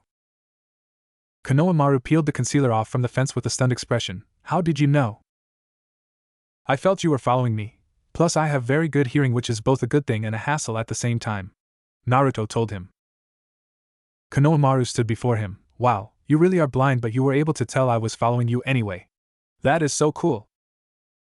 Naruto chuckled. He had never been called cool before, but it was still a nice feeling. "Thanks for the compliment. Now, did you need something?" Konohamaru gave him a determined look. "I want you to make me your apprentice." Silence. "What?" "I want you to train me. I can tell you're strong, and I want to beat the old man so people will see me for me," he said. Naruto blinked at that declaration, but thinking about it he realized that the kid just wanted to be seen as the individual Konohamaru, and not the title honorable grandson. It had to be annoying to be constantly called that title given to him by the villagers and shinobi alike, just like he was constantly called demon brat. He sighed. "Follow me then." He walked ahead of him, and the boy followed without a word. "Hey, how did you become blind anyway? Were you born blind?" he asked out of curiosity. "No," Naruto answered immediately. "Then how?" "You don't need to know." Konohamaru pouted but let it go, seeing the blonde didn't really want to talk about it right now. Naruto led them all the way to the living forest, making the little boy look around in awe. "Wow. Pretty amazing, isn't it?" "It is. This forest is so huge." Konohamaru smiled. "You know this forest has a name." "It does? What's it called?" "The Living Forest." "The Living Forest?" the boy questioned. Naruto smiled. "I came here once when I was a kid and the trees started to move on their own as well as the branches. I was scared at first but then felt comforted, almost as though someone was watching over me." Konohamaru looked at the trees. "How come they're not moving now?" "They will, just not right now. Anyway, before you start any jutsus you need to learn chakra control first," Naruto told him. "Chakra control, what's that?" "It means controlling and wielding your chakra. It's important to learn chakra control because it could end up saving your life and prevent you from getting killed in the near future," Naruto told him, seriously repeating what Yamato-sensei said to him the first time. Konohamaru gulped. "Try to send chakra to your feet, then walk up the tree with just your feet and not your hands. But make sure you focus because that's important," Naruto instructed. It felt weird for him to be telling a kid what to do about chakra control. Why did he sound like Iruka-sensei for some reason? Konohamaru nodded and closed his eyes, concentrating his chakra to his feet, hoping that he was doing it right. Opening his eyes, he saw his feet had blue chakra around them. "WL. Looks like you got it from the sound of it. Okay, now try walking up a tree," he told the boy. Konohamaru walked over to the tree and slowly walked up while smiling. "I did it." As soon as he said that, he lost his concentration and started falling, but Naruto caught him before he could hit the ground. "I forgot to mention that concentration is important, so you might want to focus more on walking on the tree than announcing you got it, otherwise you'll fall like what happened just now," Naruto told him, putting the boy back down on the ground. "That was still pretty cool. Hey boss, guess what?" Konohamaru grinned. Naruto raised a brow. "Boss?" He let it go and answered the boy. "Yeah? Someday I want to be Hokage so people will see me for who I am." The boy smiled. Naruto smiled. "Hokage, huh? Best of luck to you." "Honorable grandson." Ebisu ran towards them and stopped. "What are you doing all the way out here and with this degenerate?" "He's really starting to get on my nerves," the blonde thought. "He's training me so that I can become Hokage someday," Konohamaru declared. "Young master, to be Hokage you must know a variety of jutsus," Ebisu lectured. "Besides, you can learn nothing from this fool. He will only lead you to ruin." "Talking about yourself?" Naruto tilted his head. "What? Don't you think it's downright despicable to insult a blind person?" "I think so. Tell me something, Four Eyes. How did someone like you even become a special jounin anyway?" "Seems like a waste." The blonde smirked. Konohamaru giggled at Ebisu, making the man's face turn red. How dare you! He was about to approach the blonde when he felt the tree around them make noises and the leaves rustled, making him stand completely still. Judging from your reaction, you felt it, didn't you? Naruto inquired while gesturing Konohamaru to stand behind him. What are you talking about? Naruto smiled. I think you made the forest mad. Suck to be you. One of the tree branches moved, scaring the crap out of Ebisu. What is this? Anyone who makes the forest mad is considered their enemy, and you, Ebisu, have become its enemy, Naruto said, charging at Ebisu until he was right in front of him and punched him hard in the gut, making him double over in pain. And by the way, he lifted up his sheathed sword. Never underestimate a blind person. He knocked the man out, but hitting him in the back of the neck with the scabbard tip. Geez, Gigi needs to get better special Jounin. Naruto sighed. That was awesome. The trees moved. I saw it this time. Konohamaru grinned. I guess it is amazing the first time, huh? Naruto smiled. You want to keep training or do you want to call it a day? Let's keep training. Konohamaru grinned. Naruto shrugged. Fine by me, I need to train myself. Hiruzen watched what happened from the crystal ball and smiled. Looks like both Konohamaru and Naruto have hit it off quite well. He was glad. Well, hopefully Konohamaru will stop with his antics from now on, hopefully. Naruto walked inside the building of the academy. He rested well last night. He and Konohamaru trained for what felt like hours, but they did take a break to get something to eat though. While Konohamaru practiced chakra control, he practiced his novice swordplay with his shadow clones. Turns out he can transform his kunai into his long sword for his clone to use and help him practice with. He still hadn't read his father's journal or took a look at the scroll of seals, but maybe he could get through that today after the teams were formed. Yes, today he would find out if he would be on Hinata's team instead of being with Sasuke or Sakura the Banshee, as the kids call her, and boy were they right about her being a banshee. Walking into the classroom, he went over to sit in the back of the room, sitting next to the window, feeling the sun's rays touch his skin. Feeling the warmth of the sun on him made him have a thought. If at some point someone can manage to cure his blindness, would he even want them to? For some reason that didn't sit very well with him. If he regained his sight back, would he have to put up with seeing the glares of the villagers again? Their cruel words? If that's the case, then he'd rather stay blind then. He'll prove to them that even if he can't see, he can still be a strong shinobi.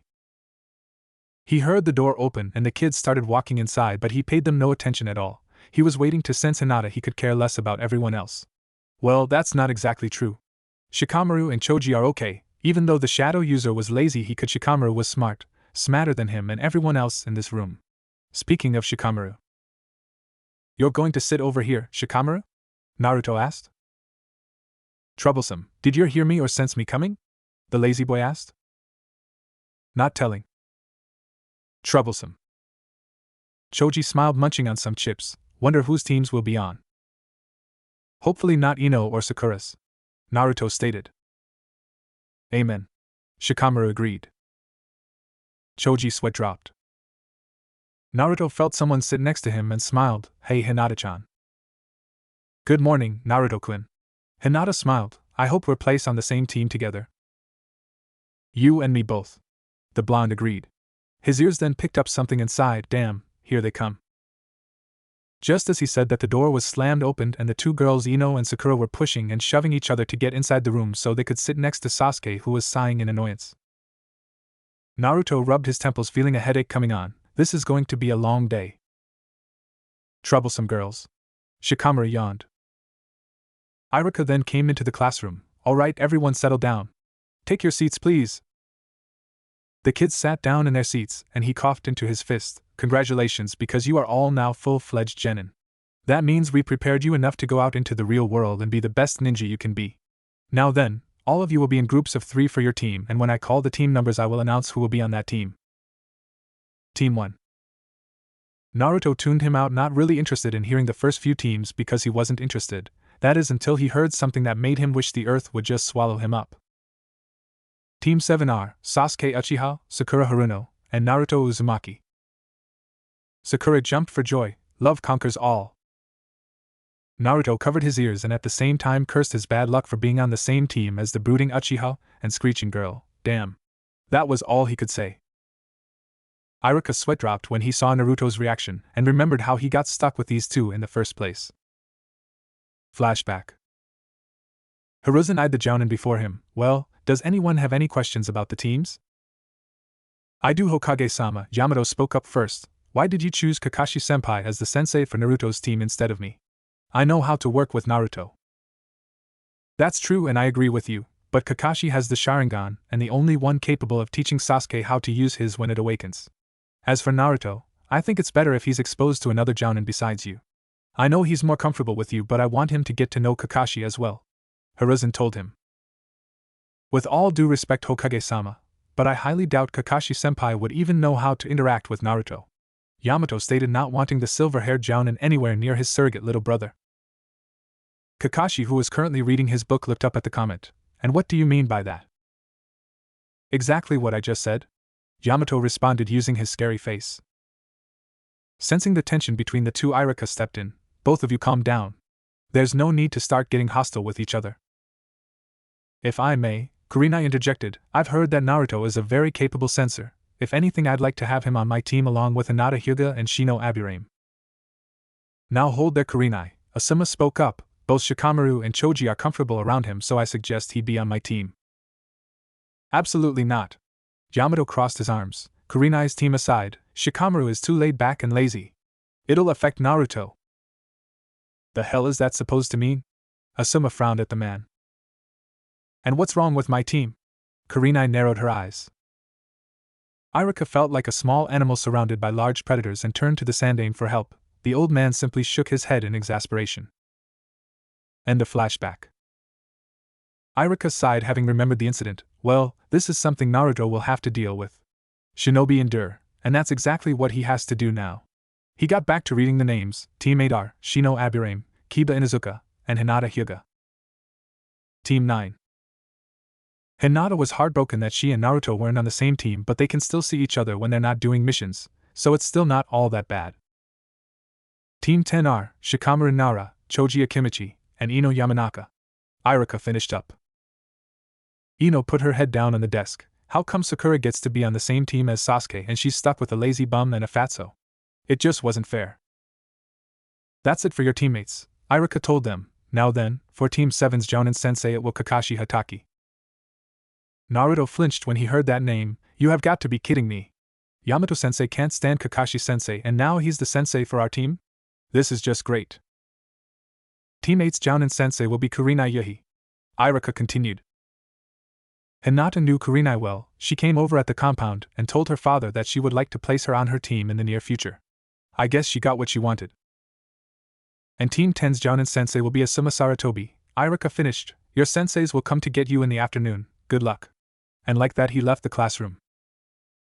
Naruto still couldn't believe it, being put on the same team as a brooding Uchiha and a fangirl, not to mention having a Jounin Sensei Yamato Sensei doesn't like very much. Someone up there must like placing him with difficult people. Guess I'll just have to deal with it. The blonde was on top of a desk sitting near the door this time, waiting for their sensei to show up, and it's been over an hour. The other Jounins came to get their students, but theirs was running late apparently. He sighed and closed his eyes, leaning against his sword, not even paying attention to his teammates at all. What a pain. So Sasuke-kun, would you like to go out on a date sometime? Sakura asked him for what felt like the 100th time today. He just ignored her the first few times before finally speaking and saying, no, repeatedly hoping she'd give up, but alas, it was not mean to be. She kept asking and his patience was starting to run real thin. No, he responded again. Sakura looked saddened that he refused her offer to go out on a date again. She then looked at her other teammate and saw his eyes were closed, meaning he was probably asleep. She was still trying to figure out how he even managed to pass the exam at all when he's blind. She was the first to believe he was faking and called him out on it, but then he showed her his eyes and it shut her up, quickly proving that he was in fact blind, but the way he walked around made it seem like he could see. She remembered that at recess he would always take to sitting up on a tree branch and just fall asleep with Hinata below him, and sometimes Shikamaru and Choji joined him too. She sighed, but still, why did I have to be on the same team as Naruto Baka anyway? I bet it was just pure dumb luck he got the Rookie of the Year title along with Sasuke-kun. Sasuke was staring at the blonde and noticed that he was fast asleep, not even trying to make conversation with them. Not that he cared, because he didn't. There was just something about him he just couldn't figure out. How could some blonde dope like him be his greatest challenge if he wanted to kill Itachi? He didn't dwell on it for now. If he was to be his stepping stone into killing Itachi, then so be it. He'd defeat the blonde and figure out his secrets. Naruto opened his eyes. Took him long enough. Before any of his teammates could say anything, the door opened and Kakashi walked inside, observing his genin team. He saw Sasuke and Sakura stare the blonde then back at him, almost like they were trying to figure something out. He looked at the blonde and saw he was paying no attention to them at all and instead looking at him with a bored expression. Well, Kakashi looked at them individually. My first impression of you all is you're boring. Sasuke scowled at him and Sakura was about to yell, but Kakashi spoke first. Meet me on the roof in 5 minutes. And like that he disappeared in a puff of smoke. Sasuke and Sakura looked at each other, then back to the door, only to see Naruto was gone, taking them by surprise. When did he leave? Rooftop. Kakashi arrived at the roof and pulled out a book, waiting for his genin team to arrive. About 2 minutes later he heard footsteps and saw it was Naruto walking with a walking stick that looked like a katana in disguise. The blonde walked on the left side of the stairs and sat down, then proceeded to close his eyes. Quite the antisocial one, isn't he? He thought. A few minutes later Sasuke and Sakura soon came and sat down on the steps, both of them giving the blonde side glances. Kakashi noticed the blonde's eyes were opened. Very curious. Well now, why don't we start with the introductions? I'll go first to start us off. My name is Kakashi Hatake. My likes, well, I have many likes, my dislikes as well. As for my hobbies and dreams, well, you don't need to know because you're too young. He smiled beneath his mask. Naruto didn't care. Sasuke's eye twitched, and Sakura's sweat dropped. All he told us was his name. Alright, Pinky, you're next. Sakura had a tick mark on her forehead at the Pinky remark but answered anyway. My name is Sakura Haruno. My likes are, she glanced at Sasuke with a blush. My likes and hobbies are, she glanced at Sasuke again. My dreams for the future is, she looked at Sasuke and giggled. And the person I dislike is Naruto Baka. She yelled. Both Kakashi and Sasuke looked over to see the blonde's reaction. Naruto brought his hands up to his ears and took some earplugs out before putting them in his pocket, and saying nothing at all. Kakashi had to stifle a laugh when he saw Sakura's reaction. He saw Sasuke sigh. He was probably thinking he should have done the same thing when it comes to her screeching. The silver-haired man had to sigh though. Girls her age are only interested in one thing. And that's boys. I just hope this doesn't affect her performance as a kunoichi. If it does, I'll have to step in. Alright, your turn now, Mr. Brooder. Sasuke scowled at the man before speaking. My name is Sasuke Uchiha. I don't have any likes nor dislikes. My hobbies are training so that I can get stronger. My dream for the future, I'm going to restore my clan and kill a certain someone. There was tension after that introduction, but Sakura was giving the boy a look of adoration. Sasuke-kun is so cool. Kakashi frowned at the boy. Looks like his quest for revenge hasn't changed. This could become a problem. Looking over at Naruto, he saw the boy had closed his eyes before opening them again, making Kakashi raise a brow. Wonder what that was about. Okay, Blondie, you're the last one. Naruto didn't react to the nickname at all but spoke anyway. Naruto Uzumaki. And that was all he said? Silence. Kakashi blinked. There's nothing else you want to add? Am I supposed to? Is it required? Well, no, but... Then who cares? The man's sweat dropped, and he's the antisocial one. This could be a problem when it comes to working together as a team. Right, anyway, I want all of you to meet me tomorrow at Training Ground 7 at 6 a.m. Oh, and I suggest you not eat any breakfast. Otherwise you'll just throw it back up. And on that note, see you guys tomorrow. Kakashi disappeared in a whirl of leaves, leaving the three alone. Naruto immediately stood up and walked away, having something else better to do, and besides he was in no mood to hang out with his teammates today. Oh dope, Sasuke called out. Naruto ignored him, opening the door to the roof and leaving them alone, making the raven-haired boy scowl at the blonde. He ignored Sakura's attempt to ask him out on a date, and jumped off the roof, leaving her alone before she too left. Naruto headed towards the training area Kakashi-sensei told them to yesterday, but he woke up a little earlier than the assigned meeting place. He had woken up at 5:30, instead he ate breakfast, washed up, and headed out the door on his way to the training area. Yesterday, as soon as he left, he headed to the forest to train. Thank God Sasuke didn't try to follow him, otherwise that would have been a total headache. Anyway, he went there for the sole purpose of practicing his sword play, wanting not to fall behind and take his training seriously. After that was done, he went to get some lunch and headed home to sleep early, but not before tending to his plants.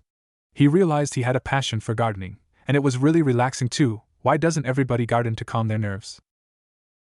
Anyway, he arrived at the meeting point and didn't care what time it was, but he was here, and that's all that matters. He walked up the tree and laid down on the tree branch, crossing his arms together, making sure his sword was secured in his arms. Once he got into a comfortable position, he drifted off to sleep. About 25 minutes later, he heard the loud voice of his female teammate wake him up. "Wake up, Naruto Baka!" she yelled. He opened his eyes slowly, hearing the shrill of the banshee. Seriously, does she have to scream? The blonde dug his earplugs out his pockets and put them in his ears before drifting off to sleep again, not hearing Sakura's yelling much to his relief. Seriously, sometimes having enhanced hearing can suck sometimes.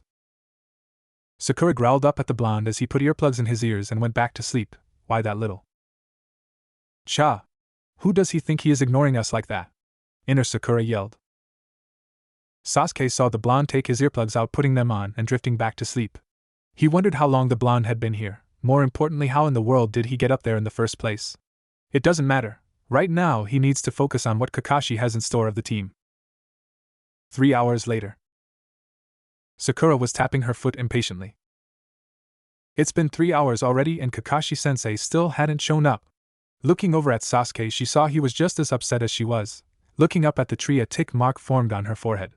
Naruto was still sleeping without a care in the world. Why is he still sleeping? She frowned. Sasuke was getting impatient.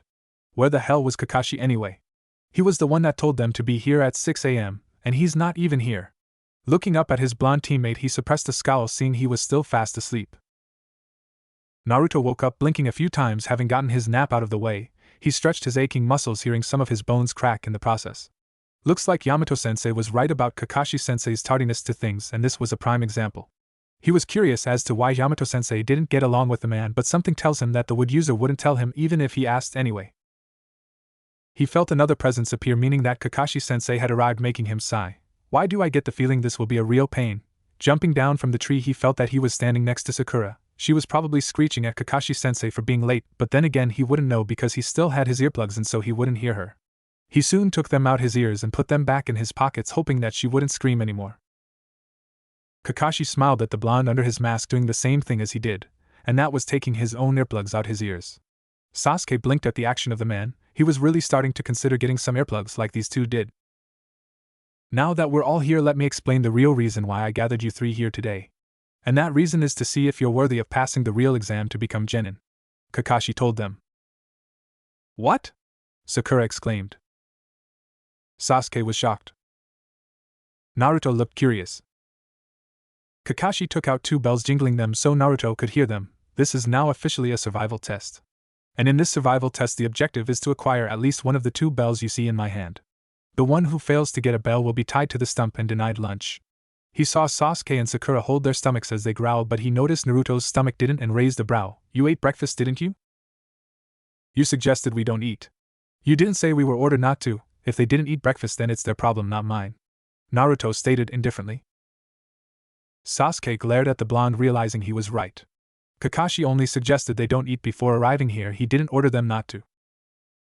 Sakura was thinking the same thing, but annoyed that Naruto said it out loud and so nonchalantly. Kakashi was taken back by the blonde's lack of concern for his teammates. This could really be a problem. I should talk with the Sandaime or Yamato about this. True. Anyway, back to business. Like I was saying, if you fail to get a bell, you get tied to the stump, and the one who didn't get a bell will fail the test and be sent back to the academy. He finished. What? Sakura screamed, making Naruto cover his ears. That is really irritating. He rubbed his ears. Sasuke got a determined look on his face. He would not fail this exam. He couldn't afford to fail. Not if he wanted to kill Itachi. Naruto looked thoughtful. There are only 2 bells, there's another meaning behind this. I want you to come at me with the intent to kill, Kakashi told them seriously. But sensei, we might hurt you, Sakura said worriedly. I highly doubt we could. Catch him off guard maybe, but I doubt we'd be able to put a scratch on him. If anything, he'll probably just play around with us. Naruto closed his eyes as he thought this. Wait a minute. Maybe if we catch him off guard for a few seconds, then it should be easy to get the bells from him, but we'd have to be very careful. He's not known as the copycat ninja for nothing.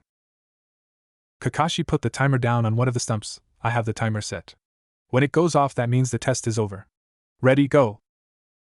All 3 took off to the woods to hide. Kakashi felt where his students were hiding. Well, it's good to know they know the basics of being stealthy. Sasuke is hiding up in a tree, Sakura is hiding in a bush, and Naruto, Strange, I can't seem to pinpoint his location. Naruto was hiding a little bit away from his teammates and Kakashi so he could think of the real purpose of the test. He tried to suppress his chakra like Yamato-sensei taught him to and didn't know if it was working or not, but he was hoping it did.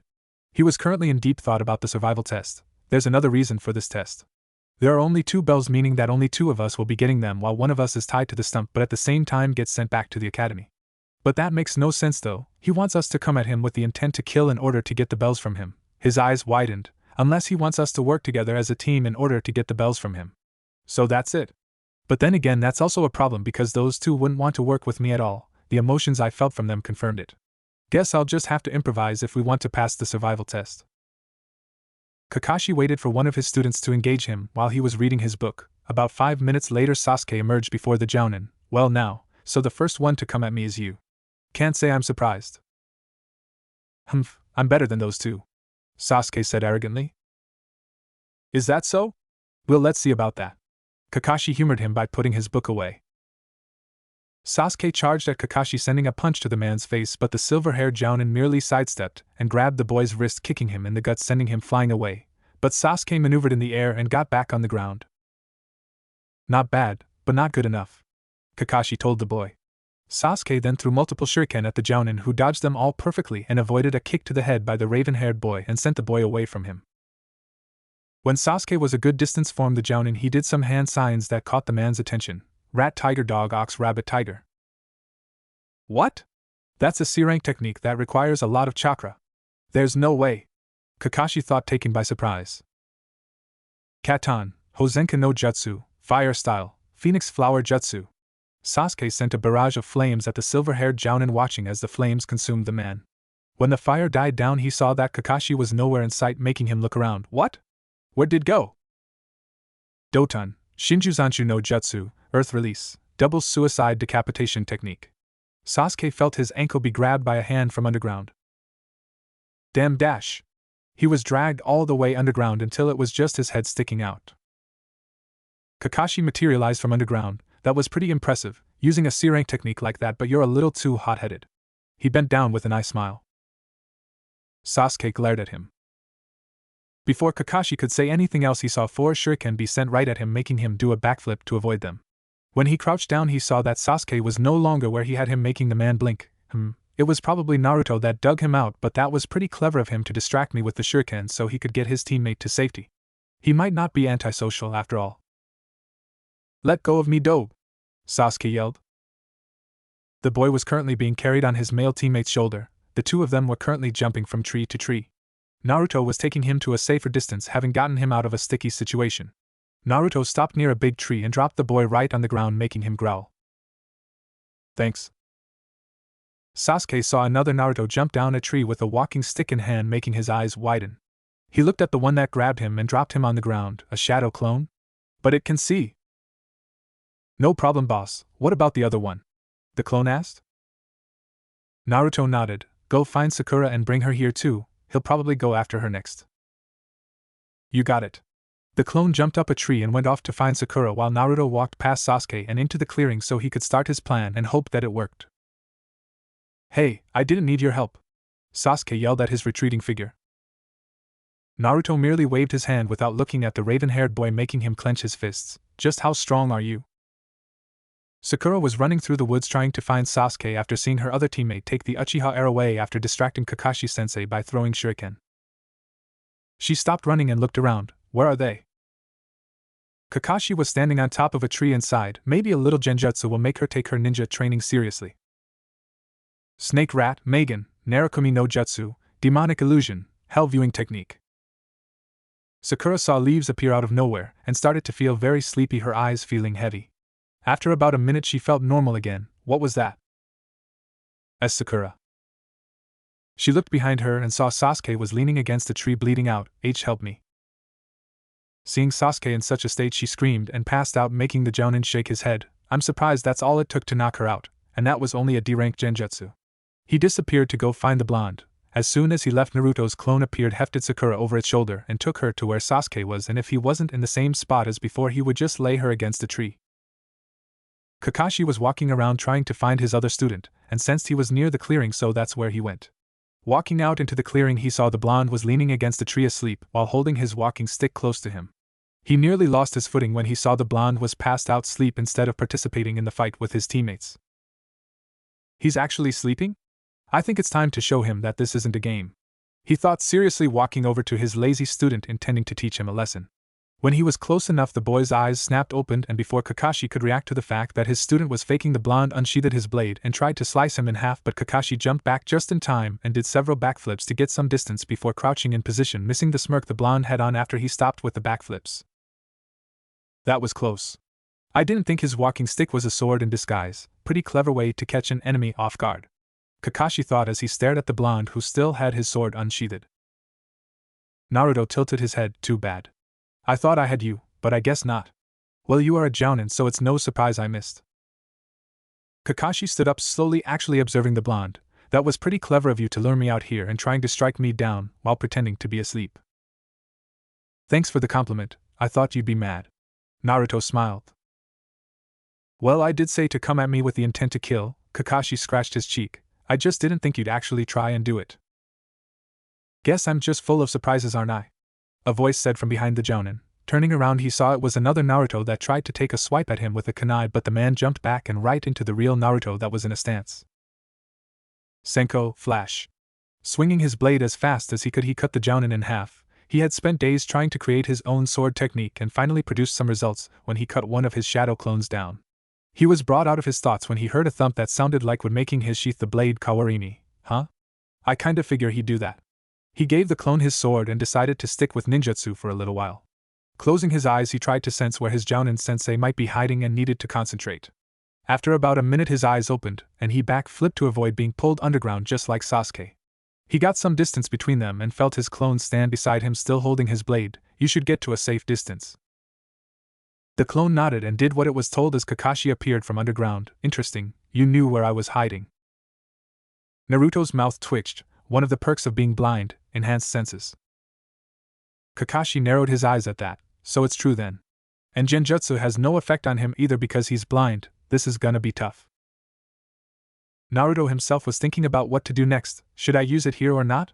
I could just use some suiton or futon jutsus I've been practicing, but something tells me he already knows some of his own. He did the snake hand sign. No choice then. Guess I'll have to use it.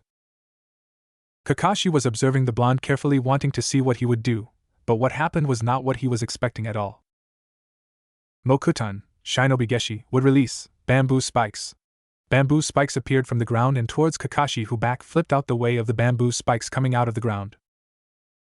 He stopped the backflips and stared at the boy in complete shock. That was Mokuton.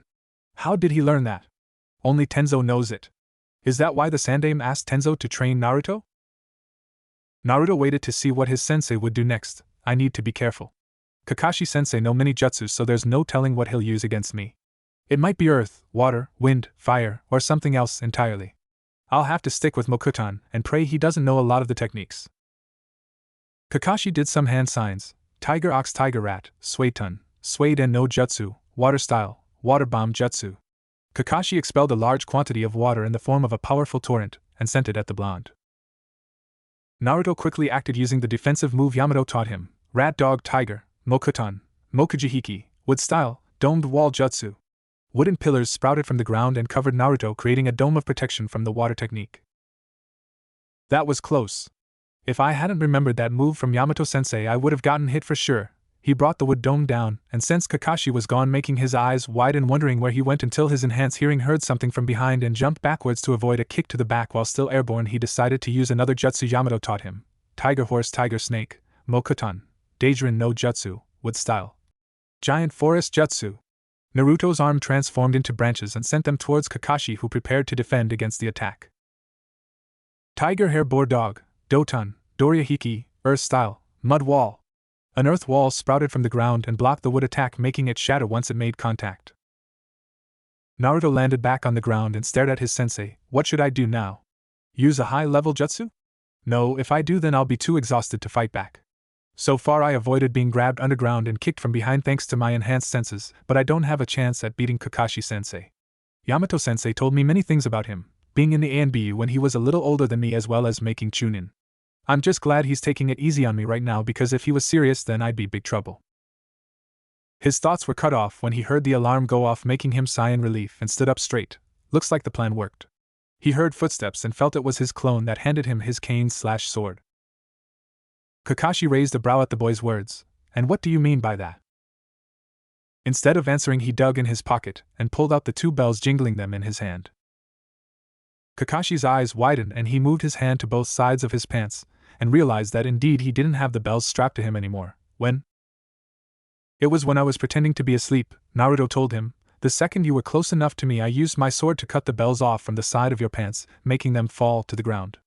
I picked them up and stuffed them in my pocket once I heard them fall to the ground. Kakashi blinked at the explanation. Then why did you engage in a fight with me if you already had the bells? To distract you so you wouldn't notice the bells were gone from the side of your pants, and it worked. You didn't notice until just now, he said. The Jounin couldn't help but feel impressed despite being outsmarted by a genin. I see, well done then. By the way, Sasuke, Sakura, you two can come out of hiding now. Naruto felt the urge to slap his forehead with his hand. He forgot all about them. He dispelled his clone and sighed at the fact he forgot about his own teammates, but in his defense he was concentrating on fighting. Maybe I should go find Yamato-sensei and ask him to spar with me again. We haven't sparred for a while now. He thought as he heard his teammates walk towards them. He felt their eyes on him but couldn't see their reactions when he used Mokuton and didn't really feel like explaining things either. Kakashi saw the looks the 2 of them were giving the boy and he couldn't blame them. Naruto just used the Shodame's famous Mokuton Kekkai Genkai. The only user he knew of who could use it was Tenzo, but now Naruto knows it. He made a mental note to ask the man how the boy managed to use it. Before I determine whether you 3 should pass or fail, can you tell me the reason for this test? Kakashi asked, making the 2 of them stop looking at Naruto and looking at him instead. Wasn't it to test our combat strength? Sakura questioned. Sasuke was thinking the same thing. Kakashi looked over at Naruto. Well, what do you think? Well, first off, Naruto gave one of the bells to Sasuke and the other to Sakura, taking them off guard. I thought it was strange that you only had 2 bells when there are only 3 of us, not to mention that if one of us fails to get the bells and fail the test, then we all fail and get sent back to the academy. Sasuke and Sakura froze when they heard his explanation. But after thinking about it, I realized that the main point of this was for us to work together as a team, and not individually. The blonde concluded. Kakashi eyed him with a smile. Correct. Sasuke and Sakura looked at him in shock. That was the whole point of this test, and that was to work together as a team and look out for each other. And although you didn't work together as a team to attack me, you did show some signs of looking out for each other. For example, Naruto distracted me with his shuriken so he could get Sasuke to safety, and waited for me to leave to get to Sakura so he could take her to a safe location. That's what it means to look out for one another. To not abandon your comrades. He smiled from underneath his mask. Those who break the rules are trash, but those who abandon their friends are worse than trash. Remember that. Naruto nodded his head, while Sasuke and Sakura looked thoughtful. And on that note, you all pass, Kakashi announced. Sakura smiled. Sasuke put his hands in his pockets, closing his eyes, and Naruto simply blinked. You can all go home and relax, for tomorrow we begin starting missions. Dismissed, Kakashi told them, disappearing in a swirl of leaves. Naruto was the first to leave, wanting to get some lunch, when a voice stopped him. Hey?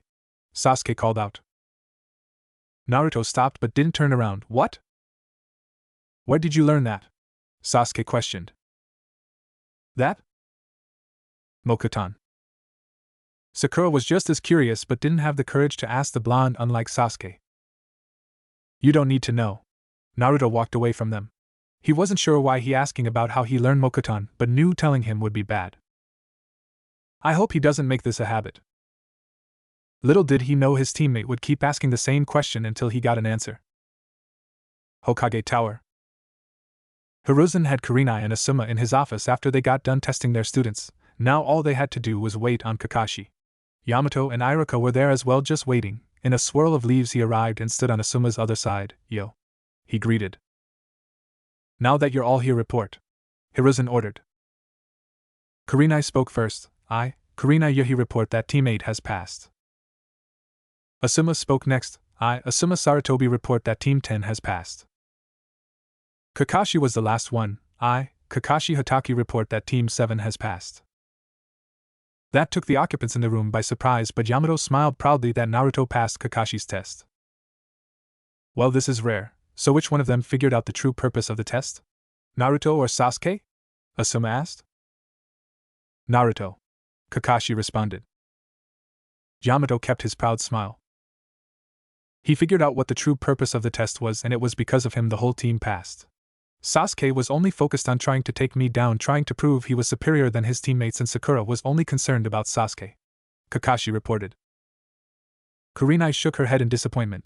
That girl is a disgrace as a kunoichi.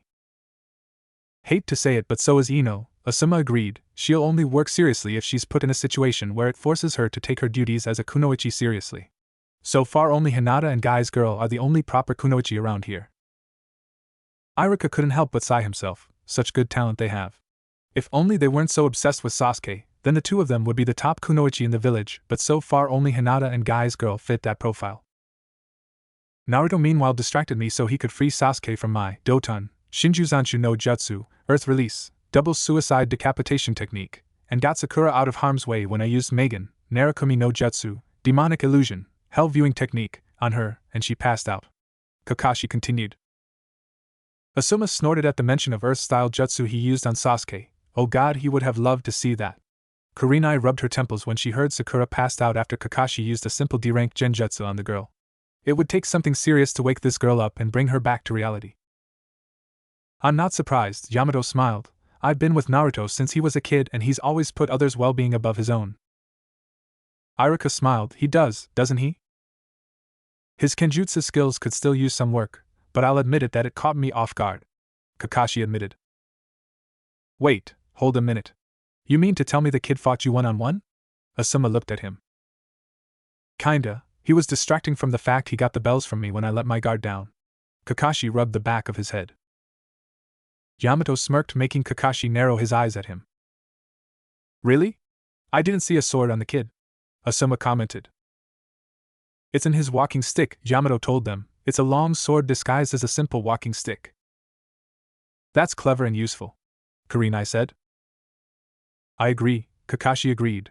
When I was done dealing with Sakura, I found him sleeping against a tree and thought he wasn't taking the test seriously, so I intended to make him see how serious the situation was. But it turns out that was a trap, and when I was close enough, he took a swing at me with his sword and cut the bells right off from me and engaged me one-on-one to make sure I didn't notice they were gone. I only noticed I didn't have them with me when the test was over. Losing your touch, senpai? Yamato smiled. Kakashi gave him a warning glare. So he's good at formulating plans too, huh? He and Shikamaru should get together sometime, Asuma said, impressed. That's not all. Kakashi's tone turned serious, getting their attention, wondering if something else happened. Hokage-sama Tenzo, why didn't you tell me Naruto has the Mokuton? Asuma's cigarette fell out of his mouth, Kurenai's eyes went wide, and Iruka was speechless. Yamato and Hiruzen looked at each other, then back at Kakashi. So he used it in front of you then, did he? Hiruzen said. You mean it's true? Iruka stared at the Hokage. Yamato narrowed his eyes at Kakashi. I told Naruto not to use it unless the situation calls for it. What do you think the council would do if they found out he has the Mokuton? Kakashi closed his eye. I see your point, but it would have been good to know. I don't see why you should know, Yamato countered. I regret not telling Iruka, but I see no reason why you should know at all. Kakashi and Tenzo had electricity coming from their eyes, forcing Iruka to intervene while Asuma and Kurenai watched with interest. Hiruzen sighed. That's enough, both of you, he ordered Kakashi. I'm sorry for not informing you, but I wanted to protect Naruto, and so did Yamato, so we agreed to keep it to ourselves and told Naruto to use it for emergencies only. Please try to understand. Kakashi stared at the man. I understand, Hokage-sama. Good. Is there anything else you'd like to report? No, nothing else, sir. I see, then you're all dismissed, Hiruzen told them. Asuma and Kurenai left the office, leaving Kakashi, Iruka, and Yamato in the office. I take it you'll be doing D-rank missions tomorrow then? Yamato questioned. Yeah. Naruto won't complain about it, but I don't know about Sasuke Uchiha. Yamato frowned. Iruka was inclined to agree. Kakashi sighed. You have no idea. Kakashi sighed as he spoke into the receiver. This is Silver. Is there any visual on the target? This is Cherry Blossom. Target has been spotted. Sakura answered. This is Brooder. Target has been spotted. Sasuke all but growled out at the stupid codename Kakashi picked out for him. This is Blondie. Target has been spotted. Naruto wondered if Kakashi was giving them these codenames just for fun. If that's the case, then are they okay? Then engage, he ordered. Sakura was the first to make a move and pounced on the cat, grabbing it securely in her arms as Sasuke landed next to her. The pink-haired girl saw the red bow on its ear. Target captured. Confirmed to be the cat Tora. She missed the gleam in the cat's eye and as such was unprepared as it scratched her right in the face, making her drop the cat. Sasuke tried to capture it before he too was scratched in the face by the mean cat before it took off into the bushes, leaving the two genin to rub their faces. That damn cat. Sasuke cursed. It ran into those bushes over there, Sakura said. Cha! That cat's gonna pay for scratching my face. Inner Sakura cracked her knuckles. Cherry Blossom Brooder report. Where is the target? Kakashi questioned over the receiver. Sasuke answered, Target has escaped and run off into the bushes. I repeat, Target has escaped and run off into the woods. Requesting to pursue the target? Permission granted. Follow and capture the target Tora, Kakashi ordered. The two genin ran after the demonic feline that had the nerve to scratch their faces while also wondering what their other teammate was doing. Why wasn't he helping? What the hell is that dope doing? Sasuke growled. He better not be slacking off and making us do all the work, Sakura added. Running for a little while more, they stopped when they spotted the still form of the cat, and were surprised to see why the cat stopped moving. Naruto was currently scratching the cat underneath its chin, making it purr in content at the contact while his shadow clone watched in amusement. Well, so much for you being a little terror, huh? Meow, Tora said, smiling in relaxation. Sakura and Sasuke stared in utter disbelief.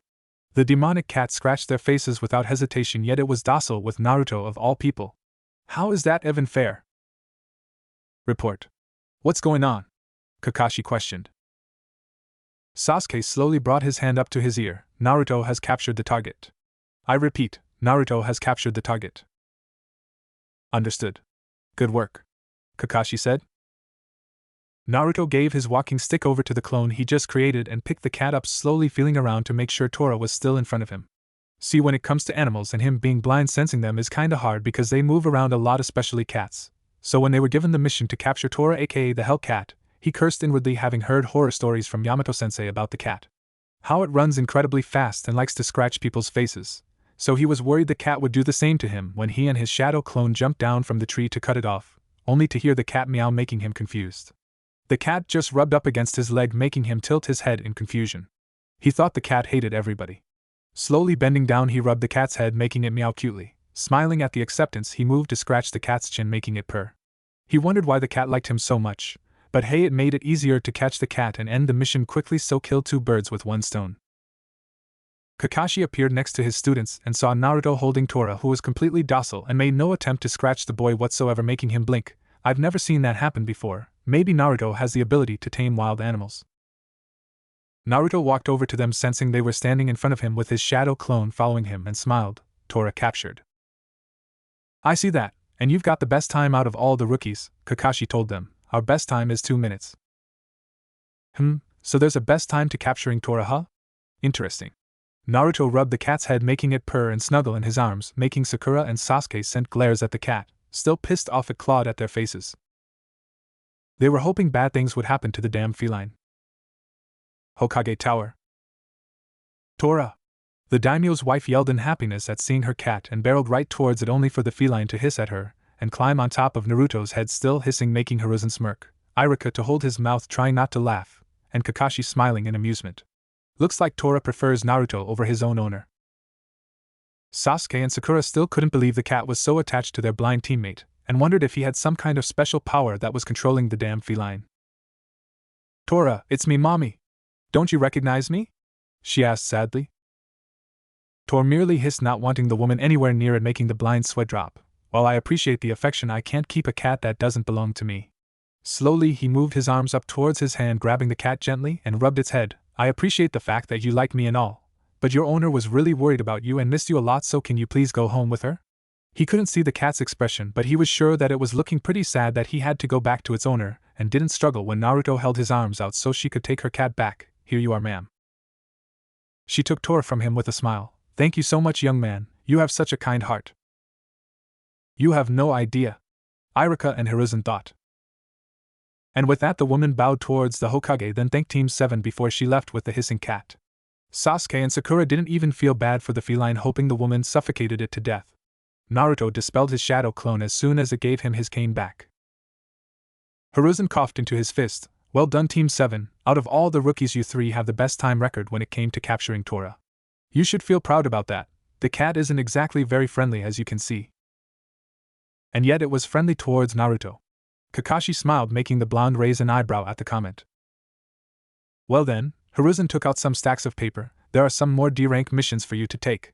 One is to take care of some pups for the Inuzuka clan, take care of some fawn for the Nara clan. Excuse me, Hokage-sama, but we need better missions, Sasuke interrupted. Giving us these minuscule D-rank missions won't help us improve our skills at all. Sakura didn't voice it, but she thought the same thing as Sasuke did. Naruto felt the urge to roll his eyes. Sasuke, you are a genin that just graduated from the academy. You're not ready to take on higher missions yet. Iruka scolded the boy, not pleased he would demand a higher mission. Naruto didn't really mind the D-rank missions at all, honestly, but Sasuke, ever the arrogant person he is, would want to take a higher mission. For some reason he was getting a bad feeling about today and wasn't sure why. Was it because of this? Anyway, he knew Sasuke would probably pester the old man for a higher mission, so he decided to just get it over with. Walking over to the desk and moving around it carefully, he lowered down to whisper something in the old man's ear, making sure it was low enough so no one would hear what he was about to say. The other occupants in the room watched as Naruto whispered something in the Hokage's ear, making them somewhat curious. They saw the old man's eyes widen to the size of dinner plates with whatever Naruto told him, and he took out a piece of paper from his desk, looking it over quickly. The blonde moved back over to his team, standing next to Sasuke, who, like his teammates Sakura and Sensei Kakashi, were curious to know just what the heck did he say to the old man. There's an escorting mission available for all of you that's C-rank, Hiruzen told them. Your mission is to escort the client Tazuna back to Nami no Kuni. You can come in now. The door opened and Naruto's nose was assaulted by the smell of alcohol coming off from the man, making him frown. He completely reeks of alcohol. Tazuna stared at the group. Is this it? Hick, I was expecting capable ninja Hick, not some emo kid, skinny pink-haired girl who looks like she hasn't worked out a day in her life, and some blonde-haired brat who needs to use a cane to help him walk.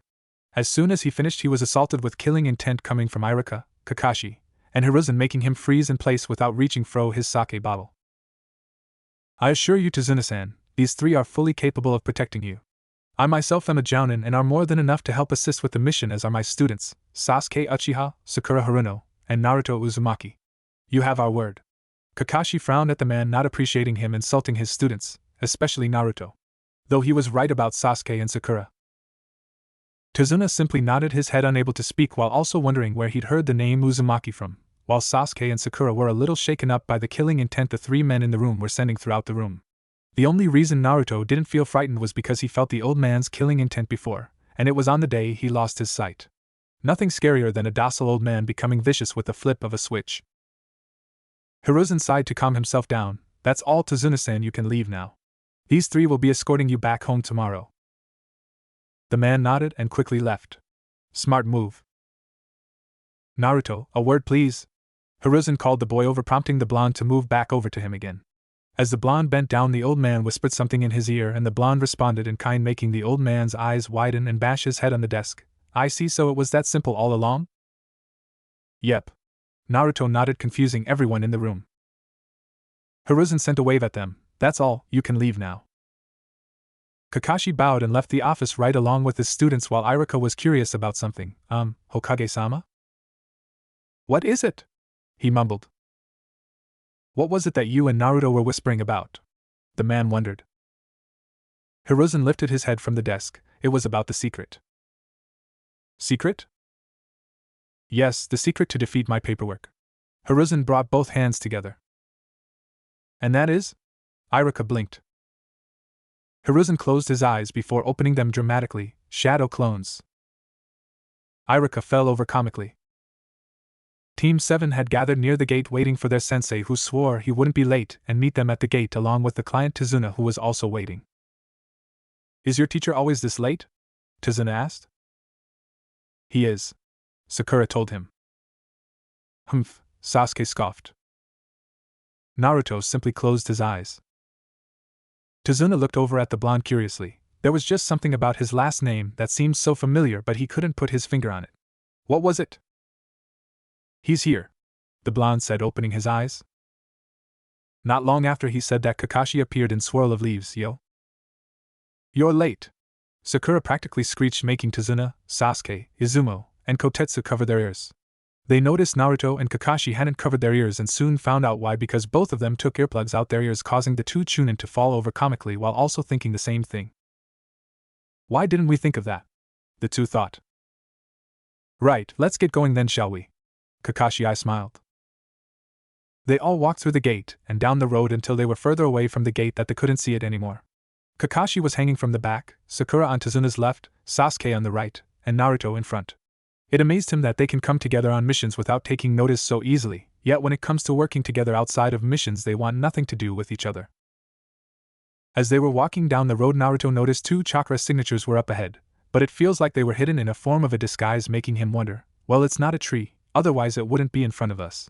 Could be a rock or a puddle, but my guess is a puddle. When he thought about it, camouflaging as two puddles was pretty clever except for two things. One, it hasn't rained in over a week, and two, it's painfully obvious. As soon they all walked past the puddles, with Kakashi being the last to walk past the puddles, the two ninjas hiding in the puddles acted. Kakashi found himself wrapped in chains and cut in half. Kakashi-sensei! Sakura screamed. That's one of the ninjas said, and went straight for Naruto, cutting the blonde in half as well, only to be taken by surprise because it was a log he cut up and not the real thing. What? Senko, flash. As soon as the ninja turned around, Naruto, who was behind him, lashed the man, making a very deep cut that would soon kill him if he didn't get medical treatment. The blonde felt that his sword technique had improved since the time he used it against Kakashi during their test. Thank God he practiced some more with the technique. You little brat. The other ninja was kicked in the jaw by Sasuke, preventing him from getting to the blonde, and as soon as the man lost balance, Sasuke acted quickly to finish him off. Rat, tiger, dog, ox, rabbit, tiger, katan, Hozenka no jutsu, fire style, phoenix flower jutsu. He sent fireballs at the ninja and watched as the flames engulfed him, hearing him cry out in pain before he collapsed, his body burned and unconscious. Naruto swung his blade to the side, knowing he got blood on it, and sheathed it back. You can come out of hiding now, Kakashi-sensei. Kakashi jumped down from a tree he was watching from and smiled. Ah, good job sensing me. Kakashi-sensei! Sakura cried out in relief. If you were there watching us the whole time, why didn't you help? Sasuke demanded. Well, I knew you could handle them and I was right. Kakashi looked over at the blonde. Naruto, good job in incapacitating your enemy, you too, Sasuke. Sakura, you got in front of the client to protect him, good job. Naruto made no response to the praise and simply nodded. Sasuke scoffed. Sakura smiled. The ninja that Naruto sliced was still breathing and spoke. How did you know? It hasn't rained in over a week, that's how. Naruto stated the obvious. That, and I sensed there were two chakra signatures before us, but they were using a jutsu to hide themselves from view. I just couldn't figure out if it was either a rock or a puddle, but I guess right with the puddle. The ninja stared at the boy. Why, you're completely blind. Naruto made no comment. Wait, he's blind? Tenzo exclaimed. He is. Kakashi confirmed. But how is he able to? It's best not to think about it. The Jounin told him, then glared. Now then, I think it's time you tell us what's really going on here, Tazuna-san. What do you mean? The man shivered. He means the real reason why you lied about the mission, Naruto said. I can feel your emotions, nervousness and fear, but fear is the most strongest. Tazuna stilled. He can feel other people's emotions? Not to mention that these two here are the demon brothers of the mist, they're Chunin. I wanted to determine who they were after, seeing as how I have quite the reputation amongst the other villages, and was fully prepared to intervene if I felt my students couldn't handle it, but judging by your reaction why they started to attack, it confirmed they were indeed after you. He concluded. Tazuna gulped. Well? Kakashi pressured. Okay, I'll tell you the truth, Tazuna sighed. Nami no Kuni is on the verge of financial ruin because of that rat bastard Gato. Gato? Sakura questioned. I know that name, he's some businessman that founded the Gato company. But rumor has it that he's doing something else that no one knows about. Like selling drugs and human trafficking. Naruto remembered hearing about him from one of the foreign merchants from Iron Country. He mentioned that the samurai there had caught wind of drug smuggling connected to the man, and they were dealt with. In other words, killed. Smuggling drugs in a town that's known for their samurai wasn't really smart on their part at all. Yeah, that bastard is practically sucking the life out of us. We don't have that much money, and I was only able to afford a C-rank mission to send to you. Tazuna bowed. Please help us. Kakashi gave the man an impassive look. This mission just turned into an A-rank mission. This is beyond my genin who are fresh out of the academy. By all means we should be heading back. Sakura agreed. They were just fresh genin, they had no experience in dealing with ninjas like these. No, that wasn't true at all. Naruto and Sasuke didn't hesitate to take them down, and weren't even afraid, but she was. While protecting Tazuna, her legs were shaking. She didn't think she'd be forced to fight real experienced ninja so soon. Naruto felt the urge to sigh. He knew the bad feeling he had yesterday was a sign, but he ignored it, and instead thought it was just him being paranoid, but it looks like he was wrong. Maybe next time I should listen the next time I get a bad feeling, he thought. We're not stopping, Kakashi, we can still continue the mission. Sasuke spoke up. Kakashi and Sakura looked over at the Uchiha in surprise while Naruto sighed, getting their attention. I think it's a bad idea and we should head back, but Sasuke's right. Besides, we already took down the demon brothers, which means they'll just send somebody else stronger to get the job done. Might as well finish what we've started. He couldn't believe he was agreeing to this in the first place, but they took down 2 assassins, and they'll just end up sending more regardless if they abort the mission or not. Kakashi was surprised Naruto was agreeing with Sasuke. From the interactions he saw from the two, the blonde tended to avoid Sasuke like the plague, not wanting to be near him for too long, which confused him. Sasuke, on the other hand, watched the blonde like a hawk, wanting to see his every move, as though trying to figure out some missing pieces of a puzzle he just couldn't figure out. It was no secret that the Uchiha considered the blonde his rival, but the feeling wasn't mutual for Naruto. The blonde showed no interest whatsoever in being a rival for anyone, and just wanted to be left alone. Maybe a team spar could help with things? Sasuke was surprised the blonde agreed, as well as Sakura. Was he trying to be more social towards them now? Kakashi-sensei, what do you want to do? Naruto asked. The Jounin blinked, then looked at his students. Looks like my students have a point. We've already started the mission, why not finish it? Tazuna had a grateful look on his face. Thank you. Don't thank me, thank my students, Kakashi told him. Naruto wondered something. What should we do about the demon brothers? The one I heard is starting to breath slowly. Kakashi got a dark look in his eye, and went over to pick the burnt one next to him up, hefting him over his shoulder, and did the same for the other one before going off into the woods. Sakura was confused, then saw Naruto had his earplugs out again. What are you doing? He didn't answer her and put them in his ears. He heard the man drag them into the forest, and didn't need to hear this. Not yet anyway. Sakura meanwhile got her answer when she heard a blood-curdling scream coming from the direction Kakashi dragged the 2 ninja. She felt frightened, not wanting to know what her sensei could be doing to those 2. Sasuke felt his blood run cold when he heard them scream, not having it in him to move. Tazuna didn't even want to imagine what the man was doing to those 2 ninja, and simply covered his ears. Naruto opened his eyes back up but still kept his ears plugged in just in case, but secretly was too afraid to take them out, not wanting to hear them scream. At some point he'll probably take a life himself, but right now he didn't want to think about it. Team 7 was currently taking a boat courtesy of Tazuna's friend. They had to be quiet though, because they were sneaking inside Nami no Kuni without being detected. Tazuna was sitting next to Jounin and saw that the pink-haired girl and black-haired boy were sitting across from them, while the blonde was sitting at the end of the boat away from his teammates. What was it about this kid that bothered him so much? Was it the fact that he found out Kids was blind but could still fight? Or was it his last name? His last name. Leaning closer to Kakashi, he whispered in the man's ear, "Hey, that kid's last name is Uzumaki, right?" Kakashi raised a brow. Yes. The man's eyes widened and looked back over to the blonde. Hair color aside, if he was truly an Uzumaki, then he should be able to enter the Forbidden City.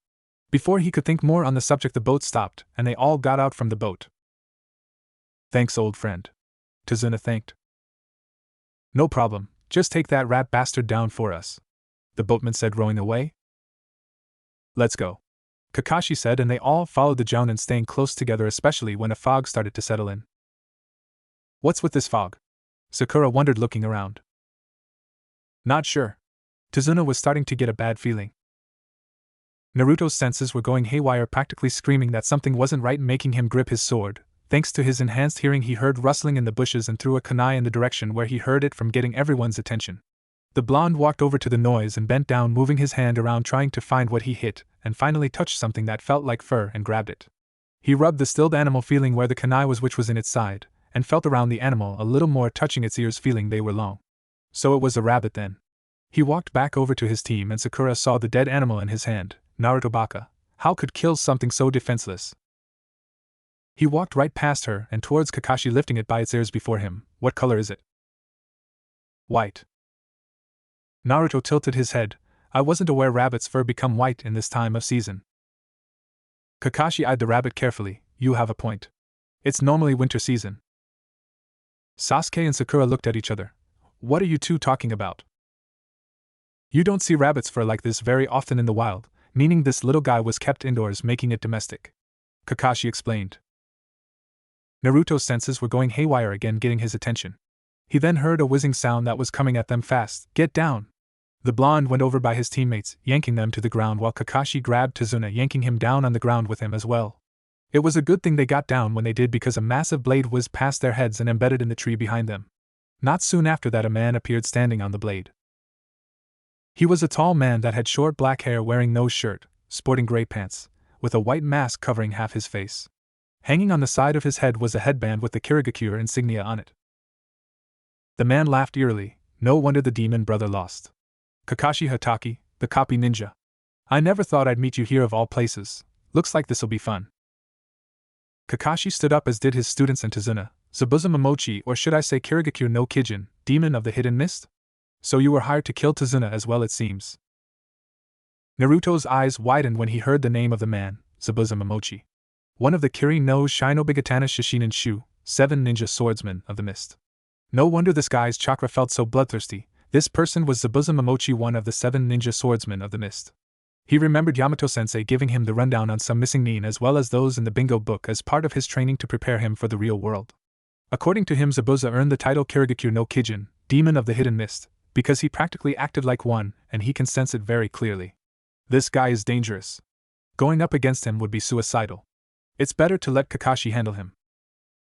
First, the C-rank mission becomes A rank. Now Zabuza Momochi shows up. This is just great, he thought. Zabuza grinned under his mask. You know about me, kid? Well, damn, I'm honored. They teach you about me in the academy? No, personal teaching for me. Naruto told him, trying to keep calm. Zabuza jumped down from his blade and yanked it out of the tree, hefting it over his shoulder. I like you, kid. Maybe I'll let you live and just kill the other two. Naruto didn't even know how to respond to that. How do you know who he is? Sasuke demanded. Personal education, the blonde answered. Kakashi made a mental note to grill Yamato about teaching Naruto about stuff like this later. You three stand back and protect Tazuna. This man is an A-rank new Chunin from Kirigakure, said to have fled for the failed assassination of Mizukage. He's on a whole other level. I'll handle him. I've failed to kill the Mizukage? Sakura was really scared now. We can handle him, Sasuke stated arrogantly. Like hell we can, Naruto thought. Was he trying to get himself killed? Well, isn't that cute, Zabuza mocked. The little brat thinks he's a real ninja. Don't mock me, I'll show you the power of the Uchiha. Sasuke glared at the man. Zabuza laughed. You mean that worthless clan that got their asses killed by one of their own? Yeah, I'm really shaking here. Sasuke growled and clenched his fists. The only he didn't charge at him was because Naruto gripped his shoulder tightly, bringing him back to reality. Once the blonde felt he was lost some of his rage, he let go of his shoulder. Sasuke may be intolerable, but he didn't want him to die. Kakashi lifted his headband, making Zabuza grin. Ho? I get to see the Sharingan so soon? I'm flattered. Sharingan? But how? He's not an Uchiha, is he? Sasuke thought as he stared at the Jounin. Sharingan? Sakura questioned. A dojutsu Kekkai Genkai that belonged to the Uchiha clan, Sakura. I'm surprised you don't know that, Naruto informed her. She didn't even have it in her to retort because deep down she knew he was right. Zabuza made the first move, Ox Snake Ram, Kirigakure no Jutsu, Ninja Art, Hidden Mist Jutsu. A mist soon started to spread and surround them, thickening quickly to the point where they couldn't see Zabuza anymore. Naruto sensed that the mist was filled with chakra, which explains why it was so thick. 8 points, Zabuza's voice said eerily as though it was inhuman. Larynx, spine, lungs, liver, jugular, subclavian artery, kidneys, heart. Which one will be my point? I like them all. Naruto felt like he was having a sensory overload with all the Ki Zabuza was releasing. It was making his heart pound a little faster than normal, but he was able to keep himself standing. He didn't understand why. Maybe it was because he knew that if he let his guard down for even a second he could be killed and had to focus. Sasuke was feeling the opposite of Naruto. What is this feeling? It's so intense that it's making me shake. He slowly brought a hand up holding a kunai to his neck. It almost makes me want to end it right here and now so that I won't have to experience it anymore. He felt a hand on his wrist making him turn to the blonde who looked like he was concentrating to counteract the ki that was being sent their way. The blonde slowly brought his wrist down then let go without saying a word. Sasuke, Kakashi got the boy's attention. Don't worry, I'll protect you with my life. He turned to smile at him making him calm down completely. Is that so? Zabuza appeared before the genin and Tazuna about to swing his sword to cut them all in half but Kakashi rushed towards him burying a kunai in the man's side. When he pulled it out he saw that water was flowing out instead of blood. Mizubunshin? Naruto and Kakashi thought at the same time. The blonde didn't see it but he heard the sound of water. Sensei behind you! Sakura yelled. Before Kakashi could turn behind him he was cut in half with Zabuza's blade. You should never expect it to be that easy, Kakashi. His eyes widened when he realized it was a water clone, then felt a kunai point at his throat. You should take your own advice, Zabuza, Kakashi said. Sakura breathed a sigh of relief. Thank God, Sensei's okay. I can't see it but I can sense how the battle's going. Something tells me they were just getting warmed up, the real battle starts now. Naruto thought. Zabuza couldn't help but snort at the remark. So you managed to copy my Mizubunshin while you made that little speech of yours in the mist, huh? Not bad. It's over, Kakashi said bringing the kunai closer to his neck. Zabuza chuckled darkly putting everyone on edge. You really think I'd be beaten by a copycat like you? Think again. Another Zabuza said from behind. Kakashi cut the one in front of him only to reveal another water clone. Another clone? Sakura yelled. Her yelling really isn't helping the situation. Naruto's eyes twitched. Zabuza kicked the Kakashi through the air making him land into the lake. Naruto hearing this turned his head in that direction. They moved towards water now. Kakashi struggled to get up from the water. Why is this water so heavy? Unless dash. Zabuza was behind him in an instant. Snake ram horse hair, Suiro no jutsu, water style, water prison jutsu.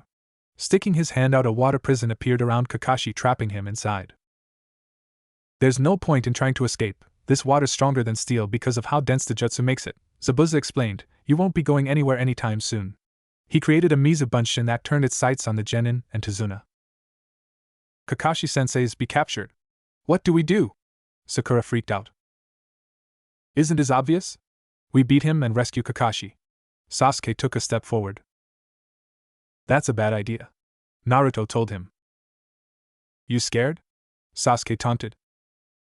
Maybe you didn't hear me earlier when I said this guy's one of the Kirin no Shinobigatana Shishinin Shu, 7 ninja swordsmen of the mist. He's considered one of the best blade-wielding shinobi just like the others.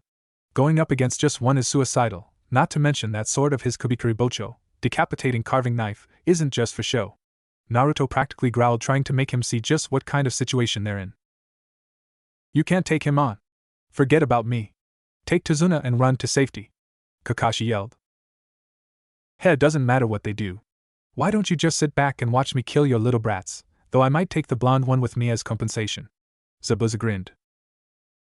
Naruto felt a shiver run down his spine. Well, this is just great. One of the Kirin no Shinobigatana Shishinin Shu, 7 ninja swordsmen of the mist, has taken a liking to me.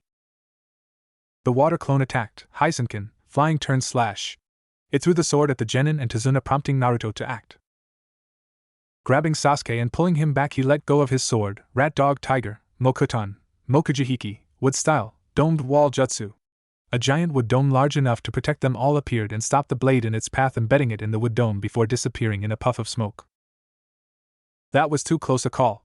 If I had tried to block it with my sword, no, I don't want to even think about it. I need to think of a plan quick to get Kakashi-sensei out of that water prison, and I might need Sasuke's help while Sakura protects the client, he thought.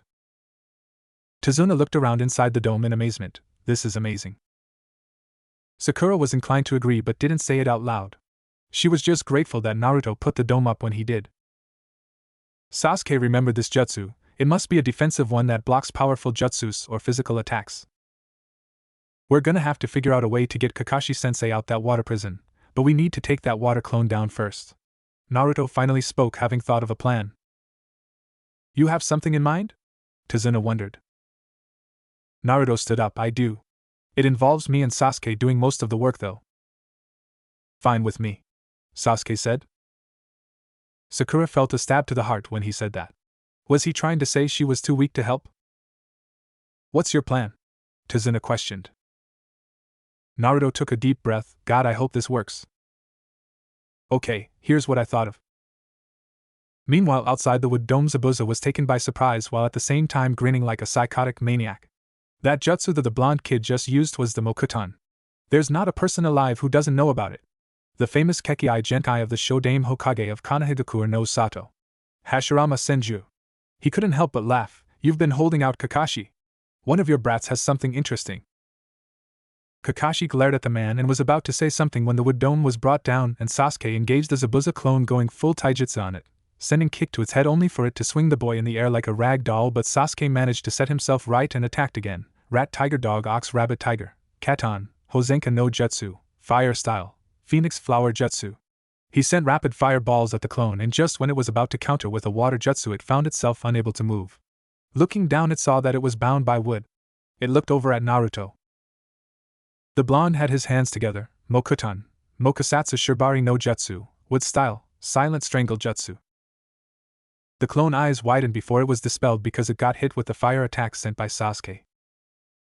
Sasuke landed on the ground and did the same jutsu, rat tiger dog ox rabbit tiger, Katon, Hozenka no Jutsu, fire style, phoenix flower jutsu. He sent the same fire jutsu at the real Zabuza. Naruto was right behind him. This is gonna take up a lot of chakra, so I'm hoping that Kakashi-sensei is freed by then so he can take Zabuza down. I just hope I don't get too tired after I use this jutsu. I've only used it once, and it wasn't how I wanted it to be, but maybe it will work out this time around. Well, here goes. He made the hand signs, snake ram hair dog snake, Mokuton, Mokuria no Jutsu, wood style, wood dragon jutsu. A wooden dragon appeared from underground and headed right towards Zabuza while the fire jutsu Sasuke still had going moved around it almost in sync, forcing the nuke Nin to drop the water prison and use his blade to cut the dragon's head off while jumping away from the fireballs sent at him by Sasuke. When the attack stopped he stared at the genin with his blade pointed at them. Not bad for a bunch of brats, but not good enough, Zabuza said. Naruto smirked, getting a confused look from the ninja. Plan successful. Before Zabuza could retort to that comment he found himself kicked in his side and away from the genin. Getting his balance back on the water where he was standing on, he saw Kakashi was free and finally got what the blonde brat was talking about. Damn brat. Looks like you underestimated my genin, Kakashi said. It's just you and me now. Sasuke was standing by Naruto, who looked a little winded but was able to stand thanks to Tazuna and surprisingly Sakura, who gave him back his ken to help him stay steady. It worked, your plan really worked, Tazuna stared. Naruto smiled a little, glad it did, otherwise we'd be in real trouble right now. Good job protecting Tazuna-san, Sakura. Why yes, she said, feeling like she didn't deserve the compliment because she didn't do anything useful. The plan was for both Sasuke and Naruto to engage the water clone first. Then when that was done they were to put Zabuza in a position where he would have no choice but to lower the water prison, thus freeing Kakashi. It's scary when a plan actually works, but in this case it was godsend that it did. Zabuza was staring at the genin. So I got taken off guard by two brats. No, he eyed Naruto, that one right there is something else. HM? He stared at the blonde a little while longer, and noticed something that took him of all people by surprise. Kakashi gave the man a warning glare. I suggest you stop staring at him right now because this will be your last day alive. We'll see. Zabuza started to make hand signs. Ox monkey hare rat boar bird ox horse bird rat tiger dog tiger snake ox ram snake boar ram rat yan water monkey bird dragon bird ox horse ram tiger snake rat monkey hare boar dragon ram rat ox monkey bird yan water rat boar bird. Kakashi saw the hand signs and copied them. Ox monkey hare rat boar bird ox horse bird rat tiger dog tiger snake ox ram snake boar ram rat yan water monkey bird dragon bird ox horse ram tiger snake rat monkey hare boar dragon ram rat ox monkey bird yan water rat boar bird. Suiton, Suryuta no Jutsu, water style, water dragon jutsu. They both yelled at the same time and two water dragons appeared with yellow eyes before attacking at the same time, canceling each other out. Wow, what a powerful jutsu! Sakura stared. Kakashi and Zabuza clashed with kunai and blade before Zabuza tried to use the Kirigakure no Jutsu, ninja art, hidden miss jutsu, again and saw Kakashi was following his every movement, making him stop. It's as if he knows what I'm going to do next. Kakashi cut him off, making Zabuza's eyes widen. Is he reading my mind? He's looking right at me with that dash. His thoughts were cut off again. Freaky looking eye of his. Kakashi cut him off again, almost as though he was reading his mind. Zabuza wasted no time and tried to form some hand signs before he stopped, his blood running cold when he saw a shadow of himself behind the Jonin. Is that me? Is this a genjutsu? Kakashi saw the hesitation and used that time to strike. Tiger, ox, monkey, rabbit, ram, boar, ox, horse, monkey, tiger, dog, tiger, snake, tiger, ox, monkey, rabbit, bird, Suetun, Daibakufu no Jutsu, water style, giant vortex jutsu. Water started to swirl around the ninja. What? But how? Zabuza didn't have time to dwell on it long because he was swept by the giant water vortex jutsu that thrashed him like some kin of ragdoll, tearing through the forest, tearing down any unfortunate trees that stood in its path. The Nuke-Nin stood up slowly as his body was soaked to the bone. He stared at Kakashi. Can you see into the future? Yes, Kakashi raised a kunai up, preparing to strike the defenseless Zabuza down. And your future is death. Before he slit the man's throat, 2 Senbon needles struck the man in the neck, making his eyes widen before slumping over dead. Another person made themselves known. Stepping out into the clearing was a young man wearing a white mask with red markings that had the symbol for Kirigakure on it. He had black hair with some of it in a white bun with 2 strands loose, wearing an outfit that stopped at his knees underneath a green haori with white edges and brown sash wrapped around the waist. You were right, the young spoke, he's dead now. Sakura's legs were shaking. Who's that? A hunter ninja from Kirigakure no Sato. Kakashi explained, walking over to Zabuza while at the same time keeping an eye on the young man. Pointing 2 fingers to the man's neck, he felt no pulse. He's dead. I've been tracking down Zabuza Momochi for a long time now and found this to be a golden opportunity. And here I was starting to think I'd never be able to complete my assignment. The young man said as he picked up the dead body of Zabuza, who had his blade strapped to his back. The young man bowed his head before disappearing. Naruto felt there was something off about the guy but didn't voice it out loud. He'd wait and see if his instincts were right on this one. His ears picked up a thump sound. I think Kakashi-sensei just passed out. Sasuke and Sakura ran over to him, while Naruto walked slowly, still a little exhausted from using that wood dragon jutsu from earlier. He felt Tazuna was helping him walk over to his sensei, which he found strange but didn't comment on it. Tazuna-san, can you carry our sensei for us? You got it, kid. Tazuna bent down and picked the man up, hefting him over his shoulder to keep him steady. My house isn't that far from here, it's about a half hour. I'll take you there. Thanks. Naruto thanked. Tazuna's house. Tsunami, I'm home. Tazuna announced as the genin helped open the door and all walked inside the house. A young woman with black hair appeared from the kitchen. Dad, you're home. Oh, do we have guests? Yes, they're the ninja that protected me on my way back here. Tazuna said, this is Sasuke Uchiha, Sakura Haruno, and Naruto Uzumaki. Her eyes widened when he said the blonde boy's last name and looked over at him. Sensing he was being stared at, he spoke, is there something wrong? And no, of course not. Please come inside. Oh, he doesn't look so good, Dad, take him upstairs. Tsunami told her father. Just then a little boy with a white cap wearing green overalls walked downstairs. Mom, who are these people? The boy eyed them. Oh, Inari, these are the ninjas that helped your Gigi get here safely. Say hello? She smiled. Inari glared at them. They're just going to die anyway. They should just leave. He ran back upstairs. Inari. Tsunami yelled. Sasuke's eyebrow twitched. Sakura looked mad. Who does that brat think he is? Naruto simply sighed. We should get Kakashi-sensei upstairs and let him sleep. Tazuna nodded and brought the man upstairs with the 3 genin following right behind him. Sasuke opened the door to the room, allowing Tazuna to bring the comatose Kakashi inside and laid him down on the futon, with his students gathered around the unconscious man. You guys can sleep up here with him if you want, looks like he's already asleep. The man looked over at Naruto, who was slumped near the window holding onto his cane, passed out sleep. The man chuckled, getting a blanket out from the closet and placing it around the boy. Sakura rolled her eyes. Honestly, how is he already asleep? Because he and the other boy did most of the work, and you didn't. Tazuna frowned at the girl. She felt as though someone just drove a kunai to her chest at hearing the client bluntly tell her she didn't pull her own weight during this mission. While it's true she protected Tazuna twice, but that wasn't saying much about her abilities as a kunoichi. What would she do if those ninjas weren't taken down by Naruto and Sasuke at the time, and one of them managed to slip past and come straight for her? What would she do? Stand there and be scared? Sasuke agreed with what Tazuna said. he and Naruto were basically the only one pulling their own weight into the mission, while all she did was look scared and ready to faint. Is she really even suitable at being a kunoichi? He didn't even know anymore. The next day Kakashi woke up feeling better after getting a night's rest and wondered where his students were. He heard the door open, making him look over to see who it was, and saw it was Naruto, who had his ken in one hand and a cup of tea in the other. Naruto? You're awake then, huh? The blonde said, walking in and making his way over to him, passing him the tea. Here, Tsunami-san made it. Kakashi took it and brought his mask down to drink it. It was too bad Naruto couldn't see, because it would have been fun to tease him about what was underneath his mask. Having finished his tea, he looked over at his student. Where are Sasuke and Sakura? Downstairs eating breakfast, Naruto told him. When I finished mine, I came up here and brought some tea for you. How thoughtful of you. Kakashi smiled. If you say so. Naruto shrugged. The Jounin gave the blonde a serious look. Engaging Zabuza like that was dangerous, Naruto. Technically I didn't engage him, and besides it wasn't just me, Sasuke was there helping too. The plan was to go after the clone first, then try to dispel it. When that was done, we were to force Zabuza's hand in freeing you from the water prison. It worked. Naruto told the Jounin casually.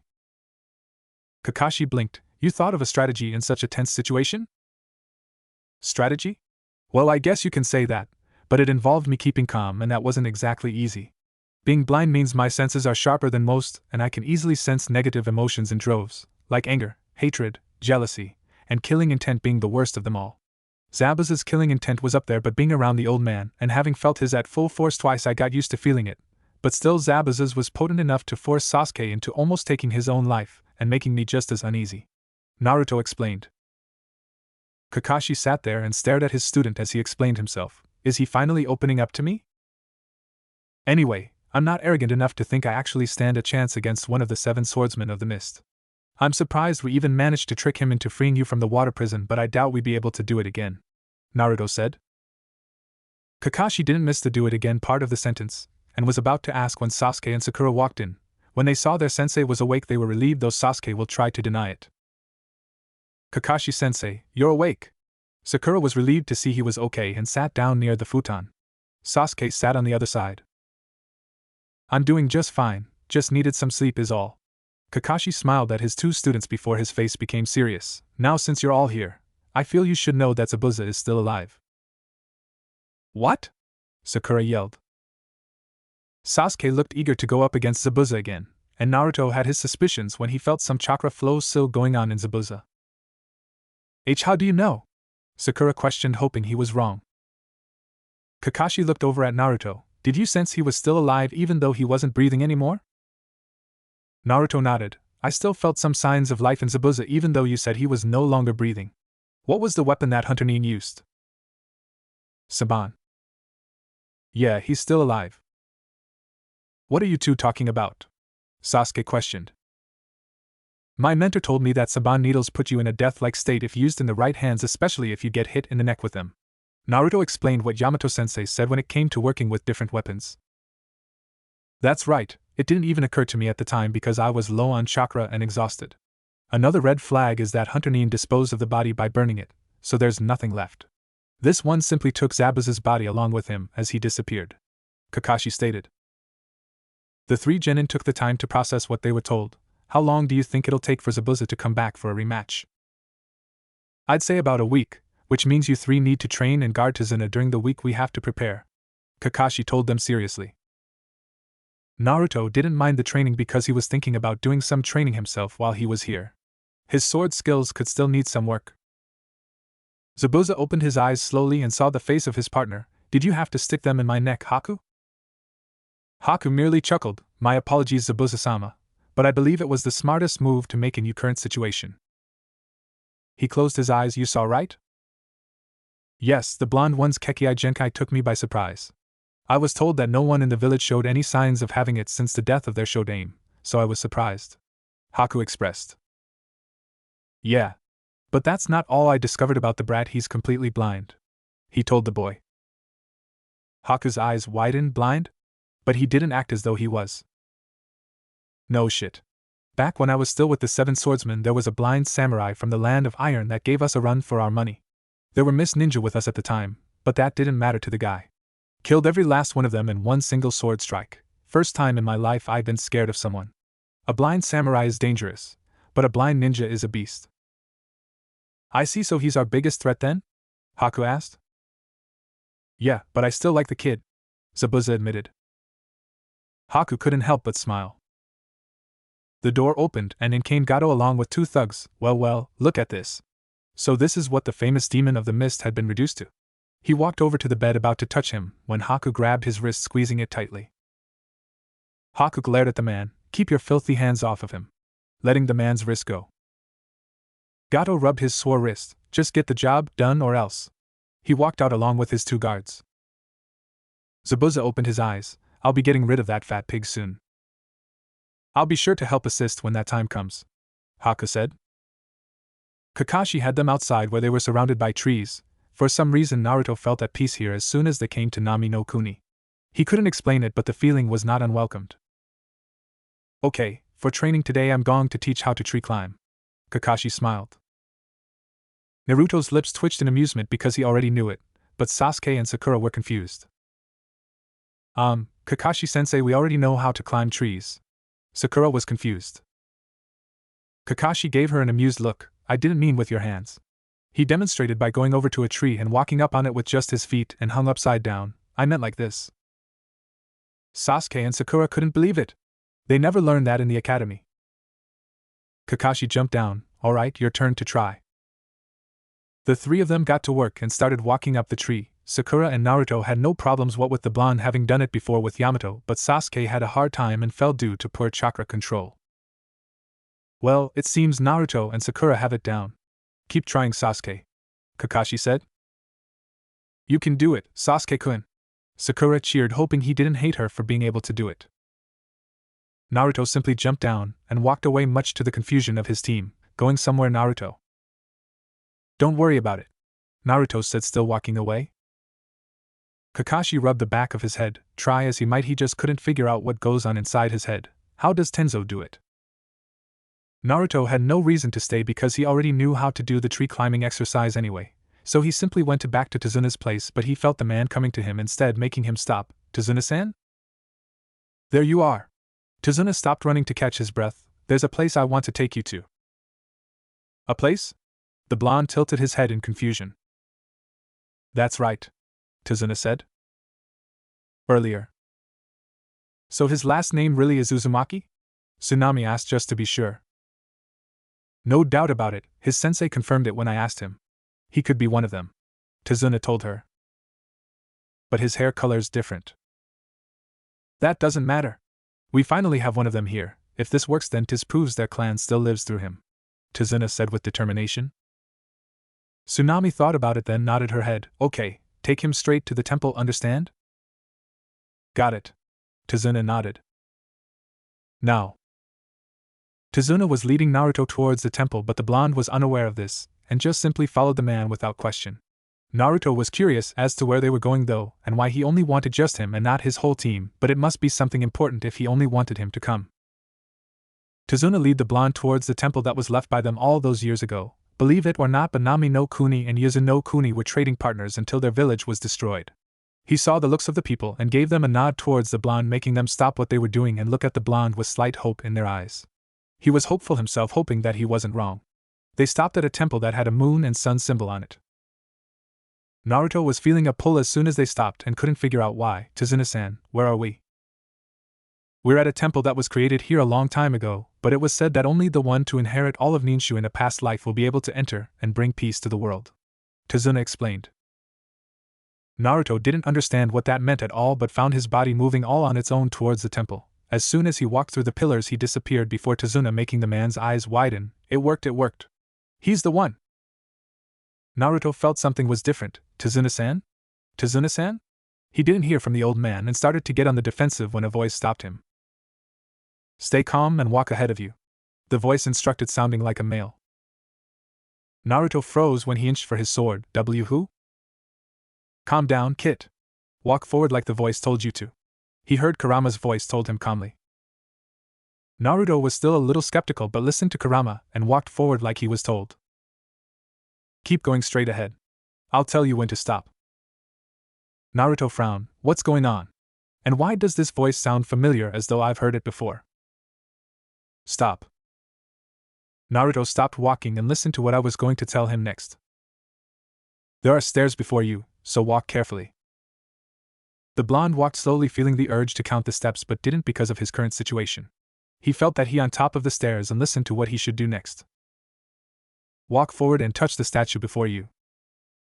Naruto walked forward, moving his hand around to feel a statue that's supposed to be in front of him. As soon as he touched something that felt like stone, he felt pain shoot through his head, causing him to cry out in pain. He felt images that didn't belong to him but someone else. A man with 2 horns on his head standing before 2 children. One with short, spiky brown hair. Another with long brown hair. The God Tree. Being named the inheritor of Ninshu, seeing the jealous rage of the person sitting next to him. The death of the man that named him the inheritor of Ninshu. A battle between the 2 males that nearly ended in death. A feud that's lasted through centuries. Azura and Indra Otsutsuki. Having received too much information, he passed out unaware of his body glowing white. Figures wearing black hoods felt a warm and strong power radiating from somewhere, and knew what it meant. Do you feel that? Yes, the prophecy has been made true. The Uzumaki we've spent years waiting for has awakened. Then. The leader nodded seriously. Yes, we must find that Uzumaki. Mindscape. Naruto felt comfortable. He wasn't sure why though, but it felt like he was laying on something nice and warm and snuggled into it, but froze when he heard it chuckle. Getting up quickly, had scampered away from whatever he was laying on. Who are you? He heard the person chuckle again. There's no need to be afraid, Naruto. You saw my memories, so you know who I am. The blonde blinked, then relaxed but was still slightly confused. Azura Otsutsuki? Azura smiled. Yep. Nice to meet you. Oh, likewise. He stuttered. Azura chuckled. There's no need to be nervous around me. We are one and the same after all. Naruto was confused until he remembered something. A feud that's lasted through centuries, so you're saying that I'm you and you're me? Azura nodded. That's right. The last reincarnation of me came in the form your first Hokage, Hashirama Senju. What? I didn't know that, Naruto said. Not most would, not even the Senju or Uzumaki clan knew why there was so much bad blood between them and the Uchiha clan, but mostly the Senju and Uchiha. Azura explained. So it's true then, my clan really do exist. Naruto said. Wait, this feud that started between the Senju and Uchiha was because of you and Indra, Azura said sadly, my older brother. He made the Uchiha clan while I created both the Senju and Uzumaki clan, though your clan mostly had red hair, making you the exception because of who your father is. Naruto didn't even know what to feel or say right now, but found the will to speak. So the Uzumaki clan and Senju clan are related? Yes, both clans became related to each other by blood because of the marriage between both Mito Uzumaki and Hashirama Senju. Both clans are my descendants, while the Uchihas are Indra's descendants, he explained. No way, so I'm related to Hashirama Senju? Naruto questioned. You are. Naruto smiled, having found out he was related to the first Hokage, but there was something else he wanted to ask. So your brother Indra created the Uchiha clan, meaning he was the first person to have the Sharingan? Technically father had the Sharingan, brother simply inherited it from him, Azura smiled. But yes, he created the clan, and I'm afraid the clan was made to believe that power was everything instead of bonds. Bonds? Naruto, no matter what anyone else says, bonds are important. Azura smiled, having remembered his friends and his family. Naruto blinked. Bonds, he thought of Yamato, Hinata, Hokage Jiji, Iruka, Konohamaru, Tuchi, and Ayam. They were his bonds. Azura smiled, then frowned, moving forward, touching the boy's face, making him jump at the contact. I saw what has happened in your life from your childhood all the way up to now. Your sight was stolen by a villager who knew no better. You were forced to live in the dark without the light, but it didn't get your spirits down. You were taunted by the villagers, forced to listen to their cruel words, but you ignored them. They then ignored your existence, but that didn't bother you at all because of the bonds you have with those around you. Your heart was in pain, and though it has lessened, the pain still remains. You don't see Kurama as the incarnation of evil and gain both his trust and loyalty. Naruto was taken back. Why you? How do you know about Kurama? Azura smiled. I know Kurama because he is my brother as well as the rest of the Biju. Biju? There are more of them out there? Naruto questioned. Kurama then decided to make his presence known. That's right, I never expected to see you inside Naruto, yet here you are, Azura. Azura smiled. Call me brother Kurama. We are family after all. Kurama blushed and looked away. What? Naruto was confused. My father Hagoromo Otsutsuki created the Biju to prevent the Jubi from being whole again, however he would be saddened to see them like this. Captured and used as weapons when that's not what they are. They are living beings just like the rest of us. Azura frowned. Naruto felt the same as Azura. When he first met Kurama he was surprised but then intrigued that something so big was inside of him. I don't see Kurama as something bad. When I first Kurama I was surprised but then kinda happy because I finally had someone to talk to after being alone for so long. Kurama tells the best stories. Good thing Kurama's fur is orange, otherwise they'd be able to see the blush that was on his face. Azura smiled. I know, you two have looked out for each other. You even created this beautiful landscape for him inside your mind. You are truly kind. It's a shame the people of your village can't see that. There are a few who do, so it's fine. But I have a question, does the Mokuton originate from you? He wondered. Actually yes it does, I was the first to use it, then Hashirama, and now you. Azura smiled. Were you able to hear the voices of the trees and did they move or grow when you were around? Naruto questioned. Now that you mention it, that did happen a few times. Azura recalled. So it passes on from each reincarnation, meaning the Shodaime could do it too. The blonde thought. Naruto, since you have Kurama sealed inside you I want to tell you about the rest of my imprisoned siblings. Azura told him. Naruto nodded. There's the Achibi Shikaku, Nibi Matatabi, Sanbai Isabu,